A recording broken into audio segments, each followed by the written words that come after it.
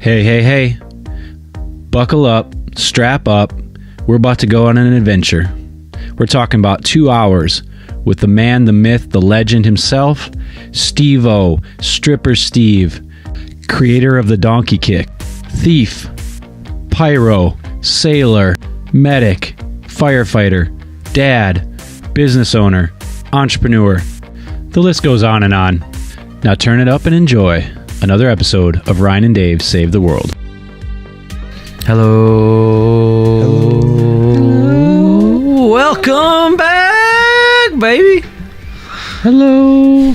Ryan, Dave, and Steve are saving the world today. Steve. Hey. Steve. Yes, sir. Steve Plouts. Steve is here. Steven, the one and only. Stephen Michael Plouts. I'm clipping. Turn me down just a tit. Dude, you don't eat these. Sometimes I want to get close. I like the way my voice sounds when I'm close. What's that? Is it recording this?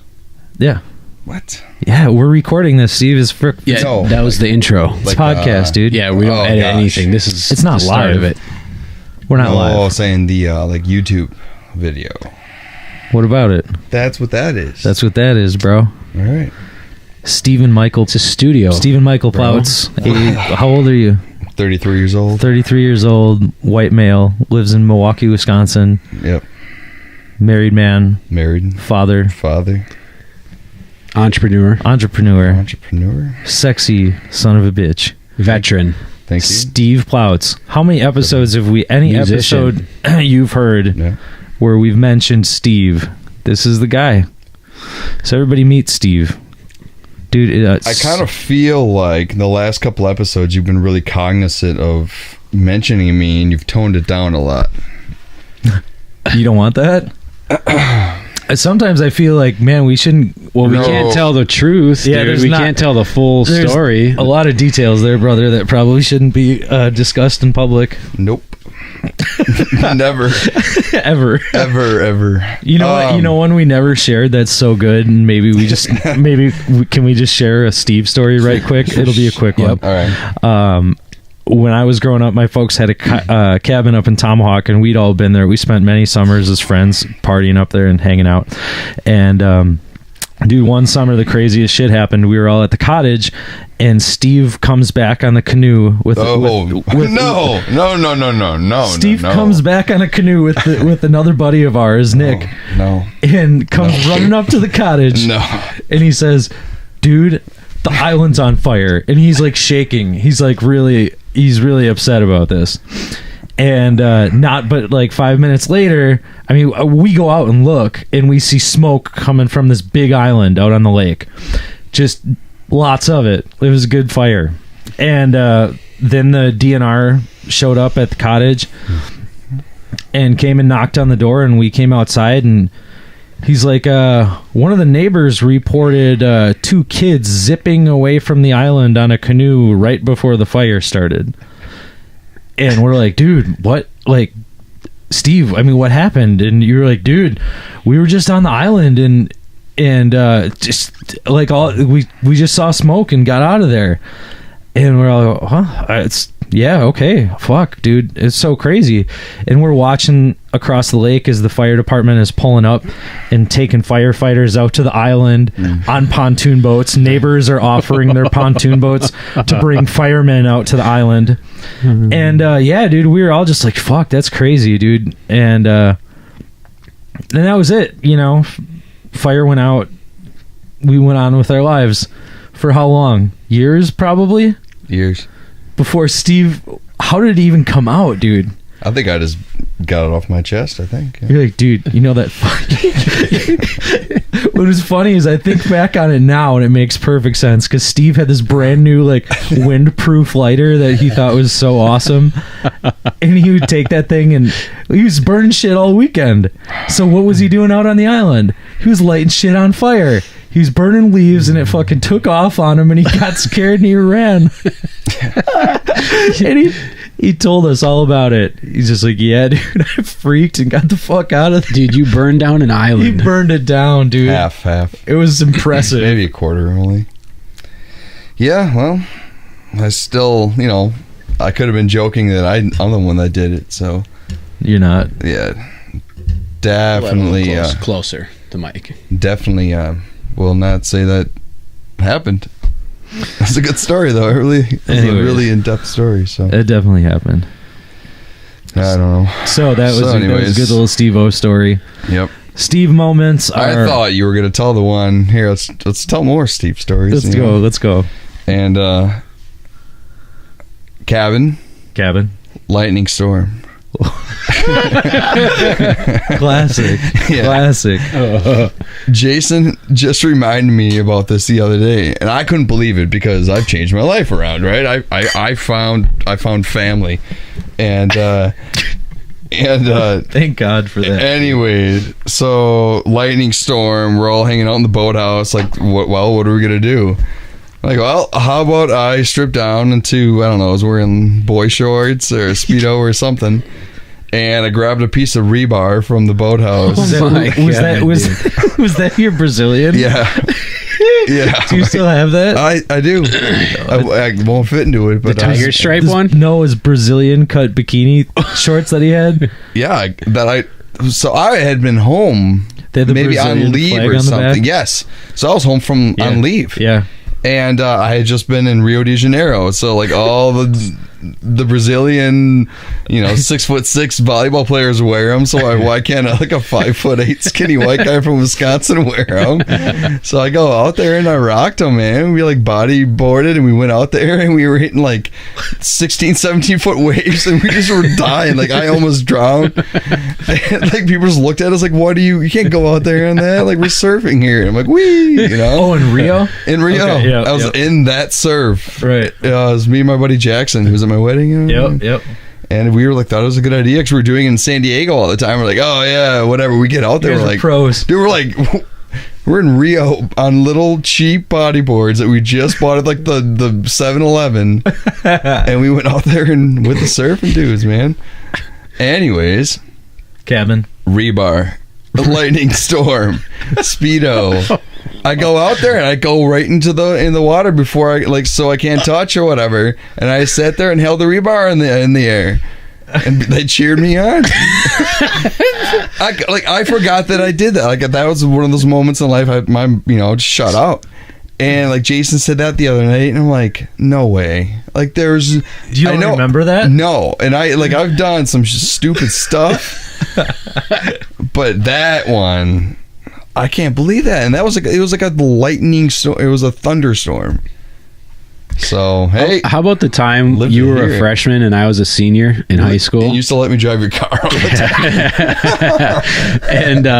time. and we went to that party at Swan's house, and you got really, really drunk and passed out like an hour after being there, maybe two. For sure. Yep. And all of a sudden, I hear this like rustling in the house and yelling. I'm like, "What's going on?" Because I'm out by the fire. Who brought the freshman? Steve's passed out, dude. Passed out. They throw him out the front door. No joke. No regard for his life. Throw him out the front door, and he rolls down the stairs, like skids across the sidewalk. And They threw me like 6 stairs down onto the cement. Just cement. they just chucked him, dude. Chuck me. And I'm like, oh, I didn't. Of course, I didn't say I brought him. I did though. And I'm like, oh fuck, Steve, dude, wake up. It's like Slinky, dude. That was good spirits. And so we got you back in the house on the couch. Well, anyway, we had to go back to my house. Right. And my family's a pretty faithful, religious family, And so Oh man. you're a freshman, we're at a party, you're drunk. I'm like, okay, Steve, we're going back to my house. All I need you to do is just chill, be quiet, Yeah. don't wake my parents up. I'm not drinking, so I don't care if they wake up and see me. Like, I'm just worried about, I'm concerned like you're gonna get in trouble. Yeah. So we get to my house, dude, and park the car, and immediately Steve looks at me and just, I don't know if you said something or you just made a funny comment or just laughed, unbuckles, dude, and just bolts out of my car and starts running in the front field of my parents' house, dude, screaming. He was still in his underwear, I think. Screaming, dude. And I'm chasing him around the front yard, dude. Like, Steve, what are you doing? Dude, I love that. I went full throttle out that car. I remember that. I looked at Dave and I was like, ha, boo. He's like, you can't catch me. Yeah. He's like, dude. I love that, though. Dude, that was fun. That was good. You had your, starts with a B. What was your car? Beretta. Yeah, you had your Beretta. Like purple Beretta. It was maroon. Mauve. It was mauve-y maroon. Well, I think it was supposed to be maroon, and then the interior faded. It was so it looked mauve, faded. Like pink. And rocking the strawberry. So this was during our that car freshener stunk like holy shit. It's because you terrible. Assholes smoked in it all the time. Yes. Yeah, you did let me smoke in there. Yeah, that's why it stunk, dude. And what was I gonna say here? I wish we could smoke right now. This is during our skate days. So we're skating, right? Like, yeah. we're doing a fruit booting. Hardcore rollerbladers. Aggressive skating. We're aggressive skaters. Skating. Aggressive rollerbladers. And K2s ahead. First in Merrill. And, like, we had a skate crew. We would... Bela Vandervoort. Dude, white computer programmer afro guy. Correct. Crazy. Dude, he was cool. He was a good skater. I love Bela. Steve Bostwick. I don't remember that. No. Yeah. No. Absolutely. He had a longboard. Yeah. He didn't rollerblade. He skated, dude. No. Yeah, because he hung out with, like, Arthur and Bela. Oh, okay, maybe. Oh, maybe. Anyway. And then we had the quarter ramp. Like, we had the quarter ramp my parents built for me when I was, like, really big into it. And we'd, like, set that out in the middle of the street on Nass Street and just launch from it. And people were like... This is back in the day, though, when kids could be kids. The neighbors just, like, looked out the window and said, oh, that's good. Like, they're having fun, you know? They didn't care. There was no bitching. There's no calling parents. There's no calling the cops, all that kind of shit, right? So we were launching, but we had that, so that was, like... launching. We were launching, man. I fell so many times because I would just do a simple, like, 180. And every single time I would land from, like, that height because I was launching, right? Full throttle. And, I probably concussed myself 3 times off of that. I just land, do my 180 and go plop. And I remember one time we had family friends in from Sheboygan.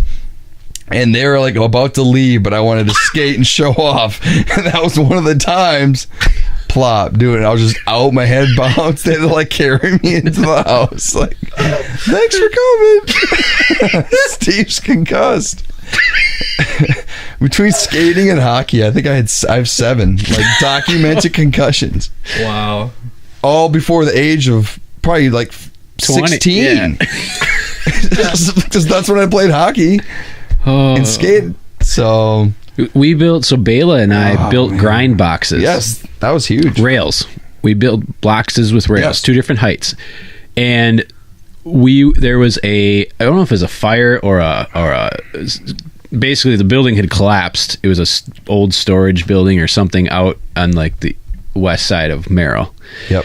And Bela's like, dude, we need to go there and salvage stuff off that for our grind box. That's how he talked. Right. Like real stoic. Is that the right word? Yeah, he's stoic. And so we go there, dude, and we're just digging through this giant rubble pile. There's just like lumber and pipes and just stuff. We had hacksaws, dude, and we cut and got this pipe, part of a pipe, and we just jacked it. Like, I don't know, just never got in trouble. Just cut it up because we needed it, dude. It was laying there. Went back, dude, built these boxes, put these rails on, and but to your point, that was part of the crew, man. That's what you did. Like, you just jacked lumber and just stuff you needed we jump in your Beretta, we just go skate, we go wherever we want, like go to Wausau, we're at the skate park there, we'd go to Dwellers, talk to John from Dwellers, that was always cool, right? And then we go to Bethesda's or thrift shopping, dude. We go thrift shopping. We were hipsters before they existed. Yeah. Basically. That was like Saturday morning, Dave picks me up. Skate, thrift shop, go eat at some shitty diner, home by 9. Like, it was the best. Like, those are really fun days. And those are also the days where I think, like, again, like, our group were really, I think, diverse in music. Like, we had, the pop punk, we had the punk, and like, the stuff we all liked. But, you know, you had different styles, like with you and your uncles playing different kind of like guitar styles and stuff like that. And you, like, you know, you pretty much have liked any kind of music for as long as I've known you. So just like being a fan of music, but, you know, driving around again in the Beretta, we listened to, big in the Christian rock scene at the time, PAX 217, Supertones, Spoken, and then Nelly. Because I had subs. Right. Yeah, you're the sub guy. Yeah, dude. And we built those, you know, and like wired it all in by ourselves. Dude. That's, you know, I think that was... No YouTube, that was man. always We just unique, did though, it. because like that always trailed off into... Because of Bela, back to Bela, he got me into NoFX. So he got me into punk when I was like in 7th grade. That's how I knew you were legit. Is you had a Propaganda patch and a NoFX patch on your coat, and I was like, oh, maybe he's not a huge poser. Right. But like, yeah, 7th grade, you know, NoFX, So Long and Thanks for All the Shoes. That was like the first album that I like really got into. That leads to, you know, Pennywise, Lagwig, and all those kind of guys. And then that goes, okay, so Fat Mike. I like Fat Mike. I start listening to like all the Fat records, and then Epitaph from there. But with like Fat records, and then so it's Fat Mike, and so then it's Me First and the Gimme Gimmes. Mm-hmm. So that gets me into that kind of music, and then that puts me into a band with Ryan. Yeah, right. Pretty much. Yeah. Yeah. So it's like a match made in heaven. Yeah, because you were big into like the Supertone. Oh, not. Oh, what was your Fiver and Frenzy? Fiver and Frenzy. Yeah. So Operation Ivy. Yeah. I was playing drums. That's what I started doing. Yeah. Then I switched and I started playing guitar because I didn't want to play drums because they're too boring. You, I think, were taking band. I was in band. Percussion and band. 7th grade I started. And I sold you my old drum set. Correct. Another maroon. Pearl Export. I still have pieces of that drum set. Are you serious? Yeah. Whoa. Yeah. Cool. I've got the toms off of it. I don't know. I don't know what the fuck what happened to the rest of it. I think Matt Wade. Did you get it from Matt? Because no, I left for the Navy, and Matt's like, "Well, can I have your drums?" When you used to play at my house, you had I sold my drums. It was like a mid-sized rack tom or something that you had taken off your kit, and it was just there forever. I still have it. Oh yeah, sure. Because I played with the one tom. You just played with the one tom. Yeah, dude. Yeah, I mean that's something. That's actually kind of a cool like little chapter in there. Is like it's kind of crazy. Like we talk so much about music and about bands and about local shit, but I mean, you were like our punk drummer. Mm-hmm. It was like you learned a punk beat, and that was it. That was perfect. I owned it. I owned it. And yeah, you were you were so much a part of that, like starting bands around here before there were bands, you know. And I mean, you and I were right there neck deep with Dave and everybody else who was doing this thing, you know. And it's I don't know if we ever talked about. We talk about how big of a goofball you are on the show a lot, but we never talked about your contributions to the Merrill punk scene, brah. Yeah. Rock scene. Yeah. So kudos. Thanks, man. I appreciate it. That was a fun time of my life. You know, I mean, I feel really blessed for Merrill being a quasi small town, and again, not trendsetters because I don't want to be a fucking douchebag, but like we were like the start of the goddamn scene. Goddamn trendsetters. So and it's fun. It's like the Merrill scene. You know, it's like the most like, right. It's, when I say the scene, I mean the Merrill like 5 scene. or 6 of us. Like, these guys over here throw a ball. Those two over there, do drugs, and these kids over here like to play the music. These are the music kids. These are the music folk. So, dude, that was us. there were so many good times when Steve. I gotta share this one real quick if we can. Fuck. Steve and Dan Newman, a buddy of ours, and myself, we're all in a band. Which actually, like, you kind of rigged this up because you knew Steve and Dan, and it was you. It was called Project Underground because it was the three of us in a basement. I was actually playing bass. It was the three of us when that name happened. Like the three of us are Project Underground, and then Dan Newman showed up. Well, Dave couldn't quit his band. Yeah, so. I can't quit. I don't even play bass, Correct. but for fun I was, and it was like you. And the reason it was Project Underground, you were in your band. I was in a band with Jason. I could tell him. And you were in a band called LSD. Luke, Steve, and Dan. Yes. Yep. Very clean and I was name. I was in Spectrum. Yeah, dude. And Dan Newman and I don't even know how I knew him before. Like, how did I meet Dan Newman? Through Jake, because I knew Jake, and you used to hang with us in Spectrum, and that's where Leroy gave you the name Groupie.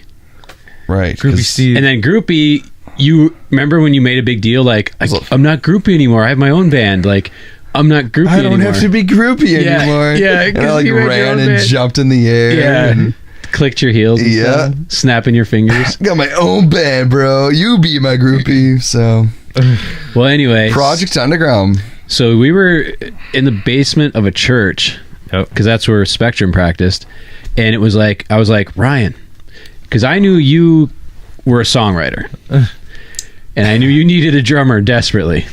No offense, Jason. And I knew Steve was like perfect for what you were doing.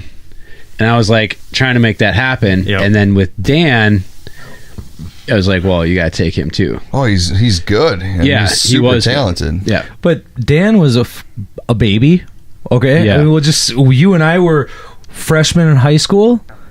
Dan was like in 6th grade. So I'm a freshman. Like, you're a sophomore. And we'd have to pick up Dan from school. Oh my God. Hold up. We would have to. I had a Ford Bronco. Yes, I love that truck. It was covered in stickers.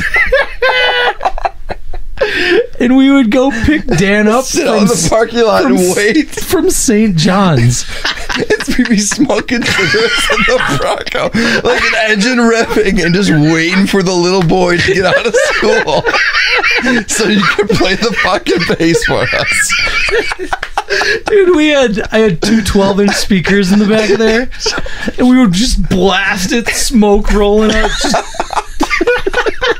Two guys like smoking cigarettes, listen to heavy metal in the parking lot. Oh dear, Dan, I think your buddies are here.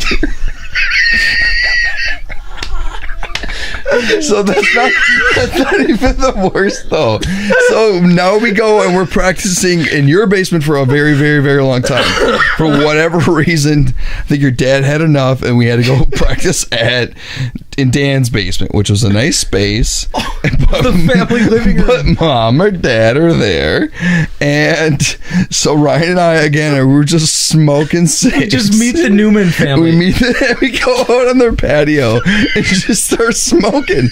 This is a very like conservative Christian family. They don't smoke. They don't touch the devil's juice and not until Christmas. These two little like tween boys are out there smoking and spitting. Tweens. And Dad's just in there like, oh dear, I don't know if my parents like that or not. These are my new friends. Hey, Mom and Dad. And then, so I'm 15, 16. I'm 15 or 16 years old. I was probably 15 when this was going down. And my parents don't know I smoke, and runs into Dan Newman's mom at the grocery store. And Dan Newman's mom was like, oh yeah, the boys play in the basement and that's really good, you know, but Steve smokes a lot. Like, Steven! So that didn't go so well. Smoke. Oh my God! What did you tell her? Yeah, well, I probably said no, but like He denied it till he lied so hard until he's fucking blue in the face. I said no, and I said like I just blamed it on you, and okay, you know. But when I got fired from Drew's Piggly Wiggly for stealing cigarettes, Didn't we talk about this on the show once? No, with we didn't. Ryan, Oh my! Ryan says, "Dude, we need cigarettes," and I said, "Don't worry, I got you." And I worked at Piggly Wiggly all the time, and I'm like, I could probably steal some smokes, you know. So You never told me you were stealing them. No, I just said I could get them. Like I knew somebody. And that was me, though. So you went to your job. I go to my job, day off, just like Friday. I got fired on my day off. I walk in, grab the pack, because this is before they're behind the counter. Yeah. So there's like there, like next to the, you know, candy bars. So I'm like, all right, boom, smokes, $3 a pack. Put it in my pockets and just walk out. I'm like, hey, fuck. I book it, dude. I run, zipped. I was zipping like in a canoe to Ryan's Bronco. Start the car. What the fuck? So I just hide. Here comes the manager, Randy. Boom, looking around, sees me. Sploosh! Fuck out of there! Ah! So I go, yes. Did you just fucking steal from, like, do you steal from me? I'm like, yes. He's like, put them back. He's like, come in tomorrow. Let's talk about your future at Piggly Wiggly. Oh my god! So then I get home. Ryan drops me off. I get home. My mom's home. So she's like, "How's your day?" I'm like, "Good." She's like, "Okay, here's a calendar. Now let's sit down and schedule your next week at Drew's." And I'm not bullshit. I can't make this up. I said, "I just got fired." What? For stealing cigarettes. Go to your room and wait for your dad to come home. Boof. Ryan needed cigarettes. Ryan Taylor! You just outed me so hard. I didn't out you on that one. That's when they're just like, I'm smoking. Well, they assumed it was you because I'm you like, dropped them off. I'm 15 and a half and I am smoking. I love cigarettes. This is what I'm going to do. Cheers. Yeah. Wow, dude. So like, I needed that. It's crazy how it's like it just compiles. Like that's why kids out there listening, just tell the truth, own up to it, or just don't do anything where you're ever in those scenarios. Right. Unless you could, just don't lie. Don't steal cigarettes.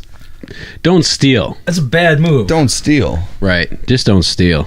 That's lesson learned.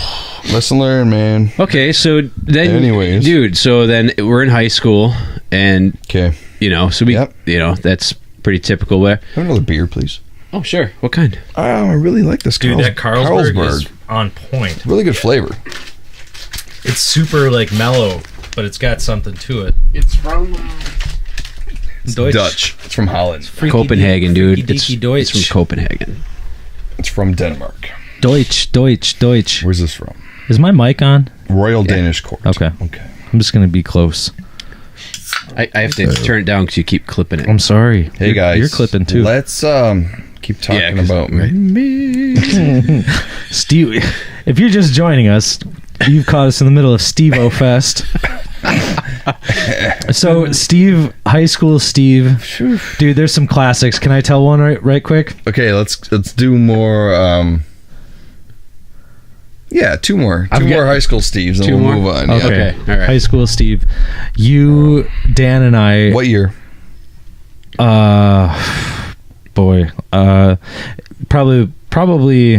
my senior year, maybe. No, before that, my junior year. 2002. My junior year of high school. Okay. You, Dan, and I are playing a show at the coffee house, and we go outside before the show to have our little powwow and pep talk. Fired from there as well. We're all taking a pee on the side of the building. Yes. And yes. Dan was in the middle. Dan was in the middle. We were like lined up. Yeah. Dan was like here. Yeah. And I just kind of like simultaneously, like I looked at you and you looked at me. We just like, yep. And we both peed all over Dan. Oh, He was so upset. You remember that one time at I got his pants. Chelsea's house, slip and slide? No, You don't remember No. the slip and slide? no. We were bonging beers in the garage. It was the only time we ever partied at Chelsea's house. We were bonging beers in the garage, and you and I ended up in the backyard, and I was pissing, Oh. and you were coming and sliding through my piss like it was a slip and slide. Beer bongs, man. Can't do them. Classic. Classic. I'm done. Classic urine slide. High school Steve. Yeah, it was good. Again, we had fun. We just made the best of it. And I was telling Dave the other day, it's always kind of funny because, like, yeah, I have this. I believe there's in a certain clique that there's a persona about me. Like sometimes I can just be a dick, right? Like, oh, Steve's a dick. I've never heard that. No, you're not in those cliques though. Okay, yep. Right. I'm glad you haven't heard that. That makes me feel better. And but I told Dave, I'm just like, I'm that guy that likes to I like to irk you. And if I say something to somebody cross with no ill intention, with ill intention, but I don't mean it, anything of it, right? I want them to like, oh, and I just keep playing it up. Like, I have no problem with the guy. Like, I think he's a really cool dude, but I just like getting under people's skin. yeah. you test them out. You test them out. I like that. I like Ryan was always. You're easy to make laugh, I feel. So Dude, you're fucking hilarious. You're one of the funniest dudes I've ever met in my life. Well, see, that's why I keep you around, because I go on. Seriously, no, hear me out though. I go off of you because you're my hype man, pretty much. I'm like, yeah, this is the best. Oh yeah, hype man with the thong. Like, go. Like, this is funny. I definitely am aware of what I'm doing right now, and what Dave is. And still is. He's just always down. Like, hey Dave, like, let's go do something that's different from what we're doing now. Yeah, bro, I'm like totally down for that. Like, Absolutely. So like you're a positive guy as well. Oh yeah. But you don't really laugh at my jokes as much as Ryan does. Ryan is my guy, dude. Like, if I'm having a bad day, I'll text him or I'll call him and then just like say, I had potatoes tonight. He's like, what? He's like, get the fuck out of here, you funny guy. And I love that. Like, I need that sometimes. Oh, that's so yeah, buddy. That's sweet. That's what you two are Special. like. And then if it's the three of us together, that's usually when the craziest shit would go down. Remember, we'd roll up to like the seniors party or the bonfires. It'd be the three of us, like outcasts. We're the musicians, long hair over. No, we weren't like that, but Pretty close. the emo kids. We got our arms wrapped. We're just cold and sad, and Sweaters and scarves. my mascara's running, and these fires we were like the jocks, like, we're gonna beat Anago tomorrow, and we just be there like, we're here to steal all your beer and like take home your girlfriends. Like, God. I think that happened multiple times. Yeah. The first time we went to Tomahawk, dude, we Were you with? I don't know, where else would I have been? Yeah, I suppose probably were. I was with. You know what happened to me that night? All you assholes went to go finger bang all those chicks in the tent. You know what? And I was like, nah, I'm not having this. I fell asleep in the back of Stogie's Jeep. Yeah, I remember and I that. woke up. I called the Snowdens in the middle of the night, and I had Lisa drove to Tomahawk to pick me up. I walked down that long, lonesome highway at 2:00 in the morning, like fucking terrified, dude. I didn't have a flashlight. I didn't have nothing. All the cars passed me, and one of them just happened to be Lisa Snowden. She took me home. Speaking of that, do you remember when we go to the fish trap when we were like tweens again? And we had run back to your cabin, which was like 2.5 miles away from the fish trap. Pitch black. We don't have cell phones. We don't have flashlights, and we just ran How did anybody not die? I'm really surprised. or get lost into the woods. We all just like marched like a unit of soldiers. Sang cadence and made our way back to the Some cabin. 17-year-old kids walking down a highway at 3:00 in the morning. Yeah. What? How Yeah. did I not get raped?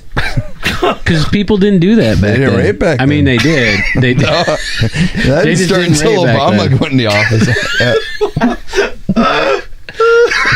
Obama left, and there's rape everywhere. It's ridiculous. Everybody's just raping each other.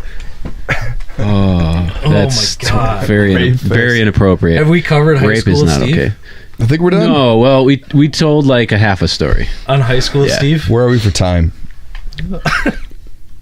I don't know. We're on It doesn't matter. We're on my bed right now, so I just want to don't be doing stinkies over there. Farting all over. Oh man, Oh, it's a nice Steve. pillow though for how plain it is. I really liked it. Yeah. It's scratchy. Okay. That would bug I me. didn't mind it.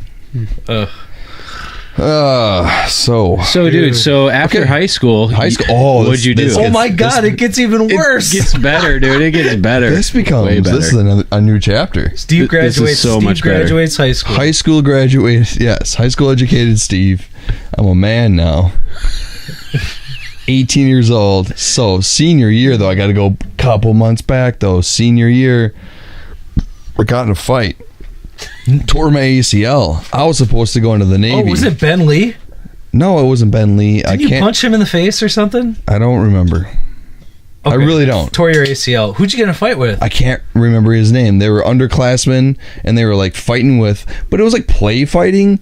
It was after gym class and these two kids, I cannot remember their names, were play fighting with Casey Linnell. And I'm like, what? So I jumped in because he's my boy. And the other guy just got on my knee the wrong way. We went snap. I had choir next. I go hobbling into choir like, Mr. I don't know, remember his name. He's like, you don't look so good. I'm like, well, I don't know. I think I just snapped my knee. Fuck it, dude. I went 2 weeks with my knee just like giving out, like getting out of bed, walking downstairs, and just go like click, click. I said, Mom, I think I need to go to the bone and joint clinic. And she's like, why? I'm like, my knee really hurts. She's like, okay. And I get there, it's like, dude, you don't have an ACL. It's like shredded. It's gone, right? Meniscus, ACL thing, right? Anyways, supposed to go to the Navy. Let's wrap the story up. Couldn't go to the Navy. I even, because I had like disintegrating screws, but they still wouldn't allow it. All right, that's fine. So what am I going to do? So I'm working at the golf course. I get a job at Best Buy. Yes, you do. Oh my gosh, dude. All right. Dude, there's some classics. All right, dude. We need to go derail for a minute here. This is 19-year-old Steve Ploutz. Oh, we need to derail for a minute here. There's a lot of things that happened while we worked at Best Buy. Dude. And you're heavily involved, Ryan. When can you tell this story? I want to hear Steve tell the story of the meeting. Oh my gosh, dude. Oh my gosh. I dated a stripper when I worked at Best Buy. Who is the stripper? I don't know. She worked at one of those classy Wassa joints. Did she work at Best Buy and too? she was buying CDs. Oh. And I was her salesman. Of course you were. Back when we used to sell CDs. How She'd weird is come that? and see me at lunch break in her stripper garb before her shift. And we just make out in the middle of the Best Buy parking lot in my Best Buy shirt. And I'd be making out with a stripper who looked like a stripper. And I go and I might like whatever. And then I go to work. People be like, I'm like, hey, can I help you, sir? No, because you were just kissing a stripper and you smell like cigarette. Like, why do you have a job right now?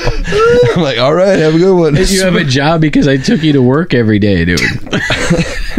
Not every day, but for the early shifts. Dude, grab me a. When we had to work, the early shifts, that made more sense just to stay at your place. But so Dave grew up. He was like the cool older friend who moved to Wassa. He moved to the big city. That was a cool apartment in a cool area, Wassa. And this is before. Cool. And this is before that area became cool, right? Because that whole area exploded, right? Yep. So Wassa, that whole area, I don't even know that Wassa. I haven't seen it or anything. But you lived in a cool area for the time by the mall, the mall was cool then. 400 block. That's shortly after that was made. Yeah, roughly. So we worked at Best Buy in the media. How did both of us get there? I think you had worked there prior to me, but I got a job part-time for the holidays. Okay, that's what it was. My sister used to work there, and she they liked her, so they hired me because of her. Yeah. But it was seasonal. But they're like, do you want to stay on in media? And I said, sure, like full time. They hired me. So when I heard you were getting hired, dude, I'm like, oh snap. Yeah. Like this is going to be the best time of my life. Correct. So I recall more than a few times random things when they quit scheduling us at the same time. Because we would remember when those little footballs, those little soft, pillowy footballs came out. Marketing campaigns. The company puts their little logo on there. It's like a football, like yay big. Sure. And we would now, if anybody out there remembers Best Buy when it was like a CD section and there were racks and racks and racks and racks of like alphabetical CDs. Yeah. Okay. So this massive media department, and we're just chucking this ball over the top of while customers are in the store. We're supposed to be working, dude. And we'd play God of War on the PlayStation. We were told to do that though. It was the demo. God of War just had come out. Nobody told me to play the game during our shift. Yes, absolutely. You and I were playing it. Yeah, and we were. What was the... No, but who was our manager? She had the long, dark hair. Melanie says, this just came out. We want you guys to play it. And like, we want customers to see you playing it and having fun. I guarantee that happened. And then we would bring our own mix CDs instead of using the Best Buy CDs. So we'd play like... Oh. Dude... emo, screamo, like what would we even play? We had like crazy mixes. I put in some of my craziest stuff, like a 90s gangster rap, and then I'd have like NoFX, probably Pennywise. And we were playing it over the house Fear speakers Factory. Of Best I had Buy. a Fear Factory CD. Yeah. Do you remember like that? What was Fear Factory? Like just like really computerized, like I don't know, whatever.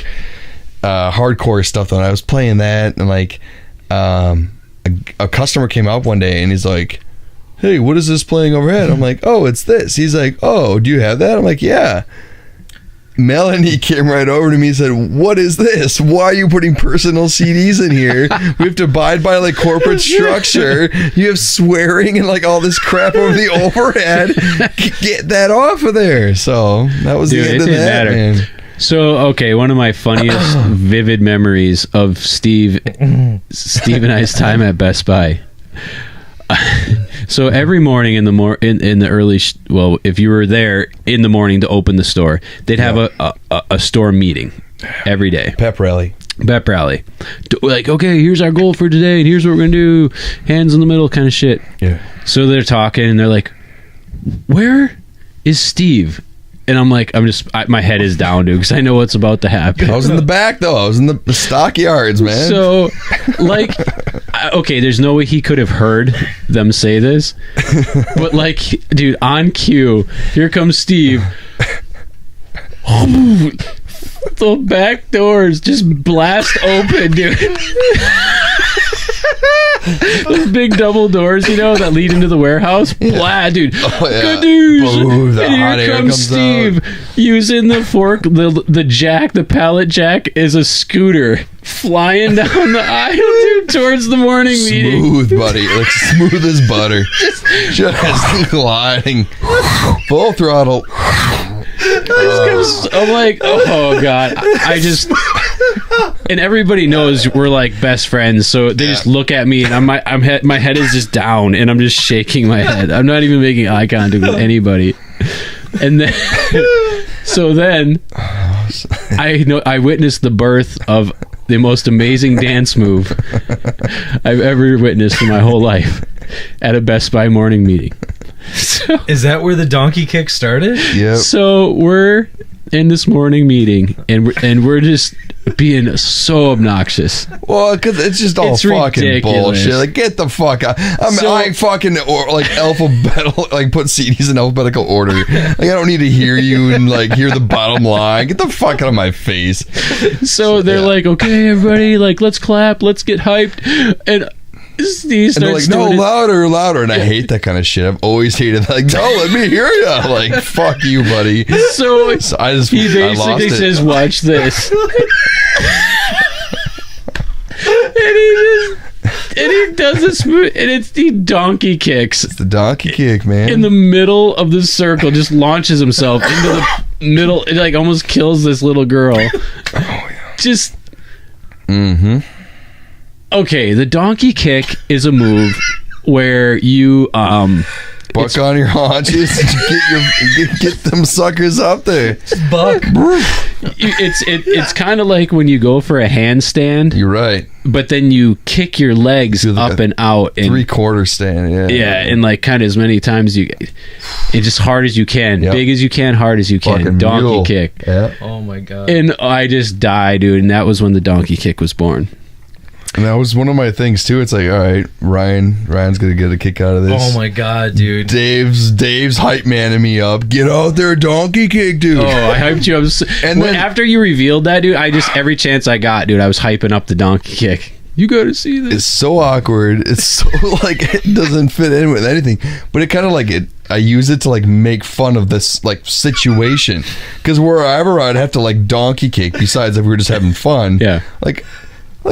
Who the fuck are you like taking life serious? Fucking donkey kick, motherfuckers. Yeah. So You should get a tattoo. We should get tattoos of Donkey kick. Steve donkey kicking. Done. You I just like tell that. me when, dude. Ooh, like a black and white. Oh yeah. I like that. With a portrait- little motion. Yeah, Oh my in God. your Speedo. Sure. So Yeah. what also was really neat about that whole Best Buy experience is we became friends with Ashley, your wife, Sure did. Oh yeah, we worked with. and used to Your wife? party with her and go to her apartment and Dave hang did, out. I didn't. Steve didn't, because I lived in Wausau and you didn't. And then introduced. She just came to a party. I guess. Yeah, you came up to Wausau. We went to Ashley's Dude, apartment. No, I met. It was at your house, and you originally tried to hook me up with Ashley's friend Lisa, Yes. and then Yep. then out of nowhere, at some point it was like, dude, you should meet her friend Ashley. I work with her. And I met her at a party at your house the first time. She was not interested in me at all. I'm like talking about my band or whatever. She's like, yeah, okay. Her uterus Anyways, probably hurt. But so anyway, now she's my wife. So because of you and Steve working at Best Buy, Yeah. yeah. Anyways, okay. So Navy Steve. Oh my god. How did you get into the Navy? Yeah, Your so here we stuff was are. all- I love that guy too. Here we are, though.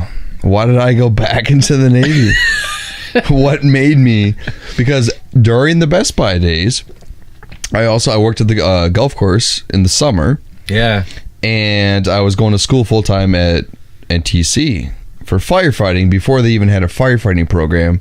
I had to do satellite classes on TV with Fox Valley Technical College. This is how, like, back in the day, Motion City Soundtrack just came out, because I used to listen to that CD like constantly, like the album over and over and over on my way to NTC. So remember that, like that, you know. And going to school, working Best Buy, golf course. How'd you get in the Navy? Navy. I'm getting there. Oh. Drank too much one day. Got a DUI. Was with Ryan. Were you there? Yeah. No. Oh, I Ryan was there. No. I wasn't there. Jason and I were there. Yeah. Johnny B was there.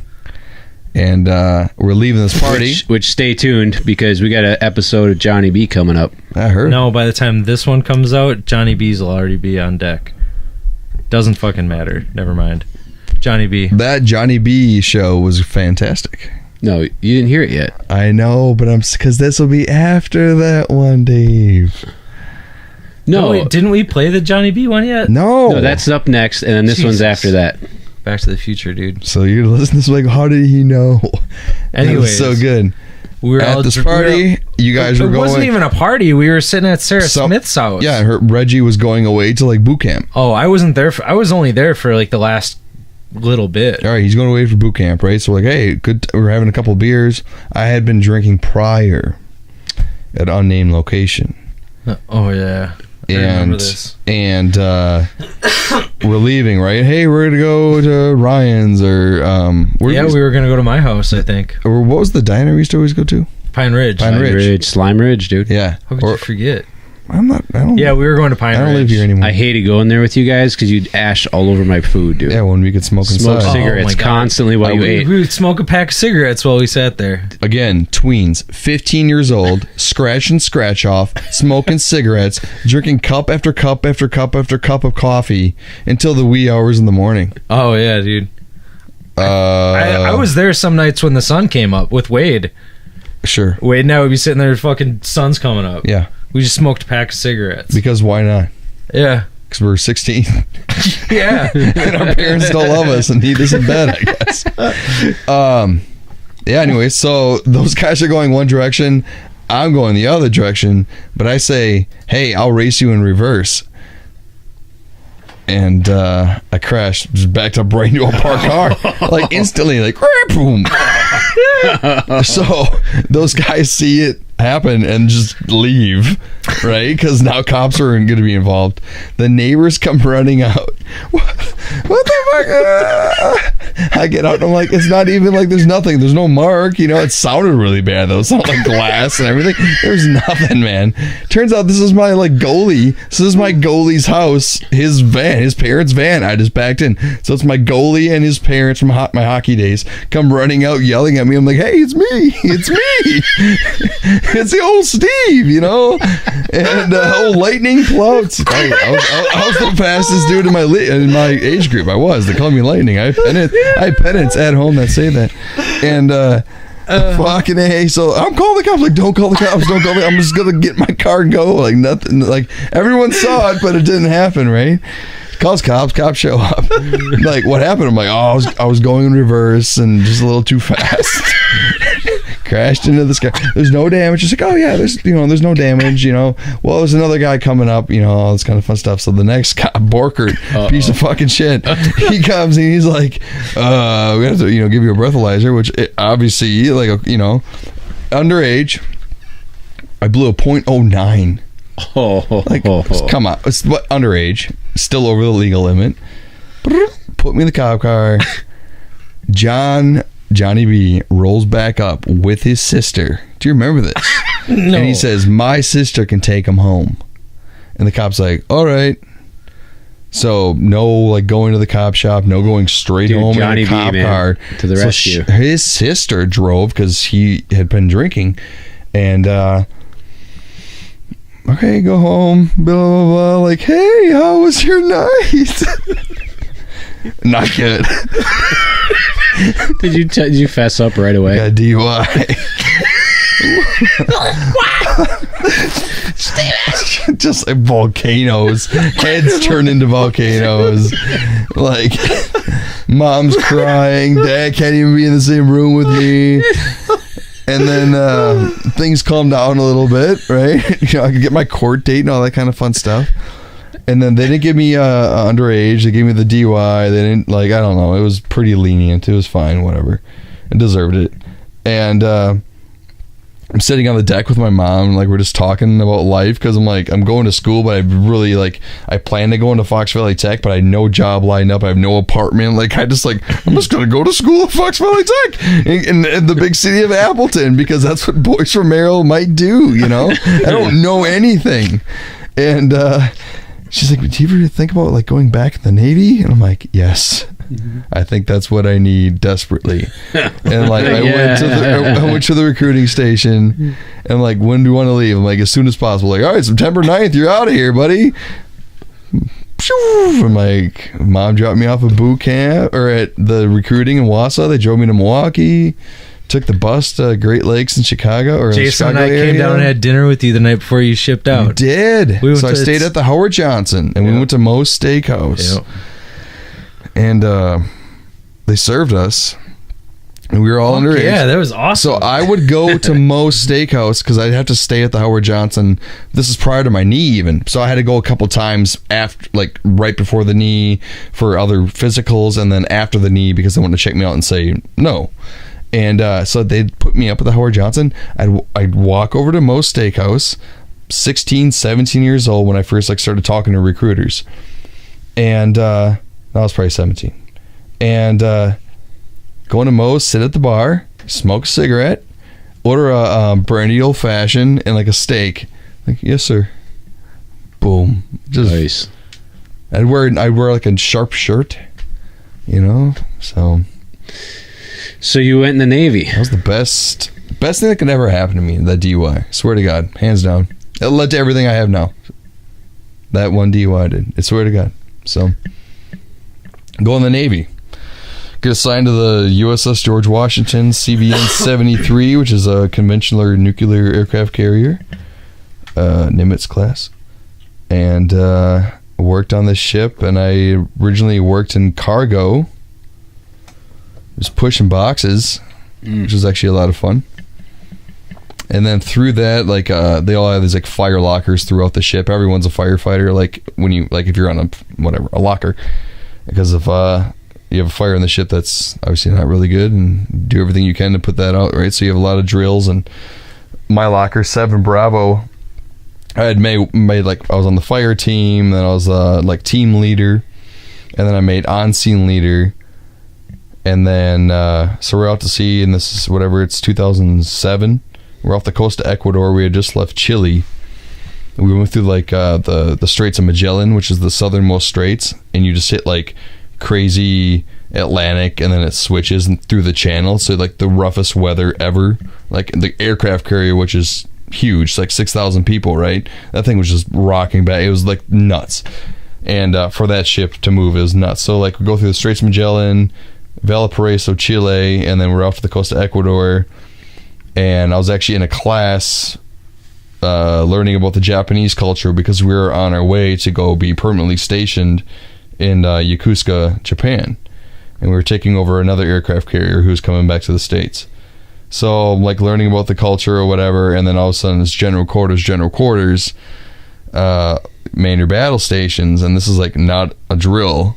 So it's like, holy crap. So I run all the way like from the bow to the stern, and I'm like the front of the ship to the back of the ship where my locker was. We got fire, buddy. Fire. Turns out, so 12 hours later, fire is like suppressed, right? It was the second worst naval non-combat shipboard fire in naval history. Whoa. And you were on that ship. On it. Putting it out. Nice, dude. Yeah, man. Whoa. Saving lives. I didn't even know that. Neither did I. That was the first time I heard that. You can Google it, but they kept it all hush-hush. So what they did is they cut off all communications. I mean, they shut dark. They shut off the diesel or the nuclear like reactors. We have 4 or 6 backup diesel generators. They cut them down to like 4 or 2. Power is like out to most of you have chem lights just all throughout the P-ways, the hallways. Chem lights. That was it. Like that's what you got. And no air conditioning. All the HVAC's done because the fire had traveled through the HVAC. It got into like fan systems, wiped out my cargo that I had worked like 3 years of like maintaining. My freezers, I was in charge of all the freezers up on the ship, and gone. The fire went through and like knocked out the freezers, and then got into our chill or our dry storage. And so like our like main source of food for the entire ship is gone. So we were like had freezers, obviously. We have other rations in the front of the ship. And we were eating like sub sandwiches though. Like we just had like whatever, like no mayo, just dried sub sandwiches. Oh. And so we went on like half the backup diesel generator power from Ecuador to San Diego. It was 2 or 3 weeks, no AC, going through like that part of the world in the summer. Oh, it was horrible. The smells of the ship were horrible. Just like all the melted, it warped the steel. The fire got so hot, like warped the steel bulkheads or the walls, and like the paint dripped off like you sprayed a water bottle on a wall. Like the paint just like that. So we get to San Diego. 3 months of repairs.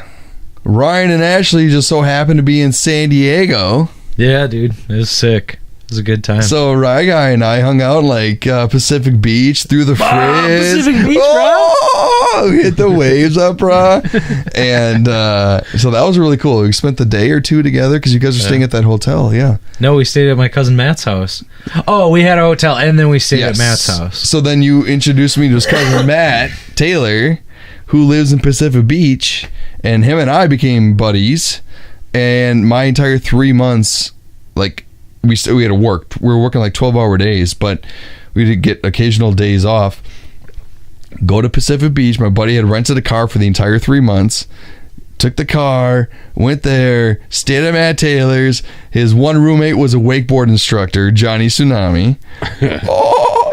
And the other girl, he had a girl roommate who was like in finance. And he's like, yeah, crash here. Whatever. We had the Indo board. Yeah, dude. The board that rocked. We got so good that we'd like jump off the couch onto the Indo board and rock. Dude, we were surfers. Like, so San Diego, okay. So then from there, we're making our way to Japan. Now we have all the repairs, like whatever. CO, XO, they're kicked off, like they're done, like careers are over. Wow. Oh yeah, like really? People, oh yeah, oh heads roll, man. Like, wow. We can't do that. Was it an accident or what? We don't know. It was unauthorized smoking. Oh, Steve. In a hazardous. Nope. I can definitely prove. I can prove where I was when it happened. Yeah, that's why he doesn't want to talk about the island fire. That wasn't me though. Anyways. Yep. Unauthorized smoking and then hazardous material hadn't been like properly stowed or whatever. So, anyways, I don't believe. I think it was electrical, and I even put that in my report. So stick to that. But, San Diego, Korea. Were you smoking on that boat? Guam. Cigs, dude. Were you ripping grits on that boat? Hear me out. When I first got to the ship, they had cigarette machines. Nice. And this is 2005. Not like that long ago, but pretty damn long ago. Cigarette machines in the Navy. They didn't give a fuck. $3 a pack, right? Oh, nice. Yes. Take me back. I know. Woo. Marb Reds. So smoking, right? I'm smoking probably a pack and a half a day. Hell yeah. So what you would Hell yeah. the only way to get out of work, and then I like worked in the dungeons, dude. I was in the freezers. I'm like below decks, like just in a freezer suit. Yeah, and a guy just wants a cigarette. So I just go up to the smoke. We call them smoke pits, and you can like it's a rail and then the ocean. Like, wee, it's right there. So like you see flying fish, you see dolphins, you see all this kind of shit like following the ship, and you're just smoking a cig, man. But guess what? There's probably about 300 other people smoking cigs in the smoke pit. So you can't see. You walk into this room and it's just smoke and it reeks. Like the first time ever going into a smoke pit, I couldn't open my eyes, I couldn't breathe. And you go into a far corner and you just light up. And you contribute. I did this for 4 years, pack and a half Speaking a day. of my soul, buddy. I had buddies in Simple Solace part of supply. I knew other guys in I don't know what they were, 3, like the shopkeepers. So we had like ship stores, we had a post office, a barber shop, like another, all that kind of stuff. My buddies worked in the ship store, and cartons of smokes. There you go, man. Nice. Just for being you. Oh, they would Hook you up? give you the carton of smoke. Hooked up. So I just had cartons of smokes, not giving a fuck. I'm 20. I turned 21 out to sea. My 21 birthday, I was out to sea. I don't even know where I was. Whoa. Just doing like trials. And I think I talked to you. dude. I think didn't you like call me on a satellite phone or some shit? Yeah, I call you from like a payphone on the ship. Yeah. I had like a phone card. Yeah, I did call you. That was nice. Did I call you Dave? No, Yeah. never. You were in Florida. You were Yeah. different. It was weird. Dude, I Changed. remember one time when you came home on a break and we were up at the cottage. Yes. And then you had to leave. I think I cried a little bit like after you left. It's so hard to leave. Yeah, dude. Because like at that time, I was fairly like 1 or 2 years in. I was nothing, and I still didn't know the ship. I didn't know everyone. The people that were in my division at the time, like that just sucked, and it was tough. But like I tell people that like being on a ship like that is like equated to like high school. So like your first year, you're a freshman, right? Yeah. And then whatever, sophomore, junior, senior. when you're a junior, senior, you run the school. You know everything. You know the teachers. You know like all the students or whatever. So it's like whatever. And then obviously when you're a senior, it's game over. So that's the same way as the ship. I knew all the nooks and crannies. I knew everybody. I knew everyone from every division. It's just life is easier then, right? It's comfortable, and I'm like 3-4 years living on a ship in a rack that's 3x6 in the middle rack of 3, and having a locker as my life, like those 2 bottom lockers right there would be like, that's my life in that locker right there. Ugh. You know, but you get that's me, man. I was a fucking sailor. You know, you hit those ports, you get all this money because you're getting paid while you're out to sea. You can't spend it. Single guy. 20s. My 20s, instead of college, I went to the Navy. And I got a salty education. I love that. I liked it a lot. Dude, get that tattooed on your arm. Salty education. Spell education wrong. Yeah. So when you would go to port, what, like, are you just sightseeing, dude, or going to the crafts? Tortuga, man. That's what's happening. I mean, like, what are you doing in the ports? Or where was your favorite port? Like, where was your favorite place? You can be San more Diego. than one. No, see, I mean, that's just, I had the most fun, and then that was an unexpected port stop there. Man, like, because I lived in Japan for 1.5 years, so I wouldn't call that like it was my last stop, so I like Japan the most. I loved living in Japan, right outside of Yokohama and Tokyo. And I love the culture, love the food, love just everything about everything there. It was just peaceful, it's safe, and we had a lot of fun there. But and we were in St. Martin, my first place, where like that place is just blown up by a hurricane, and there's no more, like, pretty much no more St. Martin anymore. That was fun. Just, it's beautiful, and the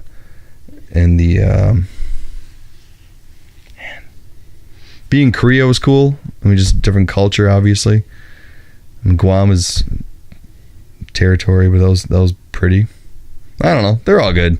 It's all an experience. And you actually didn't go to a lot of places. I mean, aircraft carriers usually, they don't fit in a lot of places like the small boys do. So you miss out on a lot of port calls, and I missed out on like Australia, Singapore, I think the Philippines. I had just left the ship and the ship went off, but I could have stayed on and probably gotten flown off, or I could have gotten off the ship early, which I was just kind of over it at the time, and I wanted to, and they just put me in like temporary housing on the base in Japan. So that's when they went to like a lot of really cool like South Pacific ports. So I did miss out on that. I think they were in like Thailand and stuff like that, but oh well. I wanted to come home, man. I was like done. I loved it. I wasn't gonna like renew. Like my mom's like, you gotta come home. So yep. I definitely could have saw myself like staying in the Navy, and like I was liking it. I was excelling. I have 2 flag letters accommodations, which are like from the admirals. So they're pretty much just like a purple or a gold star on a sheet of paper. But I mean, they don't give them out to everybody. So I really enjoyed it. I had a lot of fun. Weren't you like an MP for a while, or no? Yeah. So when we got to Japan, you can do this T80, temporary assignment duty.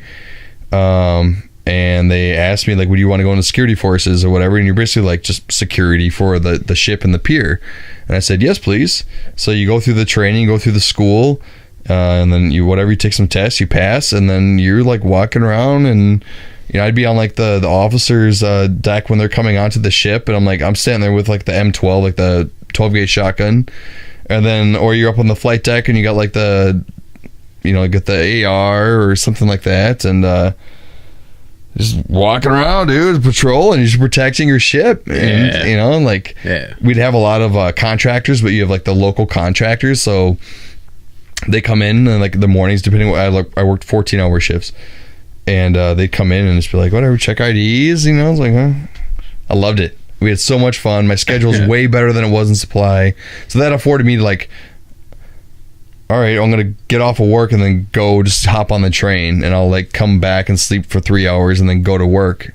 But like I had the opportunity to do that like in Japan. Yeah, you gotta go. 23 years old, living in Japan, man. So, Did you get any hot oil massages or anything while you were there? Or is that like a thing? Or I mean, that's a thing. You could probably get one here in Wausau, though. really?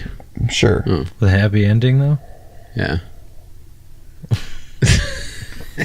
Probably not. Well, I'm sure. Like Schofield or something. Mosini. Mosini's got a spot by the airport. David Lee Rothschild. Yeah. So I feel like so there's a slight gap Yeah. What's the gap? for me with you, and it was I think after the Navy. Then what did you do? What did I do? I moved to Brookfield because I had set myself up to go to school at Waukesha County Technical College for the EMS and firefighting program. Okay. All right. I got home in July 2009, got 3 jobs, and started going to school for the EMT basic program at WCTC. So that's when I got into that. From there, Fireman Steve. right? So we've had Navy. So we've had Navy Steve, Yeah. High school Steve. High school Steve, Navy Steve, Mhm. Tween Steve, High school Steve, right. Navy Steve. Now we're moving into firefighter Steve. Firefighter Steve. So what I did, I went through a program, went through like the everything I have done since I've been out of the Navy is accelerated because I don't have patience for bullshit, and B, I don't have patience for bullshit. So I like to, boy, you're hard. I like to take these accelerated programs, even though it's a lot more crammed, less time or whatever, and more days of the week. So I did like the accelerated EMT basic program, passed my national board, so I became an EMT for a local fire department like that's just outside of Waukesha, Wisconsin. It's called the town of Lisbon. Very small. This is a paid on call fire department where you're paid when you're on call, but you respond and whatever, all that kind of fun stuff. So you're not there for the money, you're there for the experience. And so anyways, EMT basic, and then I go that summer an accelerated firefighter 1 program for the state of Wisconsin. Did that, passed, so now I'm a firefighter on the fire department, so now I can do like cooler things, but less of the time because there's it's all EMS calls. And then I became firefighter 2, and then I went through a program. I got my tactical EMS license where you work with SWAT teams and where you're the medic for a SWAT team. But then you're trained like working with the units and going in lines and the clearing rooms and all that kind of stuff, right? So then I got that license. Then I went through paramedic program and I became a paramedic in 6 months versus a year, Monday through Friday, 8 hours a day, and on your weekends you do your practicals and your ride-alongs like a nurse has to do. So I did that in 6 months, became a paramedic. Look for jobs, because it's like every time you apply for like a big boy fire department, right? Like Stalis or Waukesha, Milwaukee, or not Milwaukee has their own school, but whatever, any bigger ones, Wauwatosa. Like, oh, well, yeah, you got your EMT basic, but you really need to be a paramedic. Oh, yeah, you got this, but you really need to get and you do it. But then you're still obviously on a list of a whole bunch of other fuckers that you sat in class with that are doing the same exact thing as you are. And some of them are better interviewers, some of them are just smarter, and some of them know people. Right. So that just kept happening. I'm like, fuck this. So I just stopped looking for those jobs, continued working my 3 part-time jobs, and then I went to WCTC for business. I just changed my major or whatever it would be. I'm like, change it up. I know nothing about business. Let's learn this route, And so then I did that. Hated it. It's like, what am I doing? 3 part-time jobs and going to school. It's like, I actually got a job with the Department of Corrections. So I had applied while I was going to business school, and then I got the job, and I thought it was the end-all be-all. I'm like, state employee, I'll work in the prison system. Maybe that'll lead to something else. It can't be that bad, all that kind of crap. So I go through that training. I had just met my wife at the time. I think we were dating or whatever when I got that job. And but I'm like, this is it. I can provide for the family. I'm a state employee, benefits up the wazoo. And I start working at a prison. State prison downtown Milwaukee called Milwaukee Secure Detention Facility. It's one of like 4 high-rise prisons in the United States. Ugh. 9 floors of just Whoa. slugs, dude. Slugs on society. And these are all habitual probation and parole violators. These guys were in and out of prison their entire lives. These guys don't get right ever. And you see the same guys back and forth, back and forth, back and forth. And then you see him in the news a couple weeks later for like shooting up a little kid's house. Like, he should have probably stayed behind bars, don't you think? And just demoralizing, soul-sucking, easiest job in the world. But you're working with people that just want easy jobs. There's no motivation. There's nothing.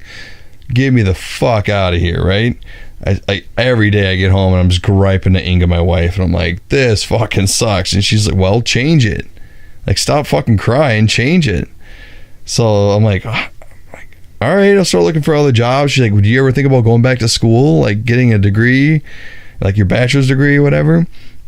I said, no, like, not really. But like, what's the alternative? Keep working at the prison? No fucking thank you. Sure enough, I applied to the business school at Concordia University, a private Lutheran school, because you know me. And you know your boy. I get accepted into the business program, 2-year business program, and you got your degree, man. Bachelor's degree. So in 2 years, I did 4 years of work, and it probably took me about 2 3/4 years to finish. And I just graduated this summer, and boom, bro. Dude, got my degree in now you're business educated, management. Steve. I got summa cum laude. I don't want a whole beer. I just want a little bit. 3.8. Summa cum laude. It's on my diploma hanging in my living room. Summa cum laude? Smartest fucking kid in school, dude. That's what they said.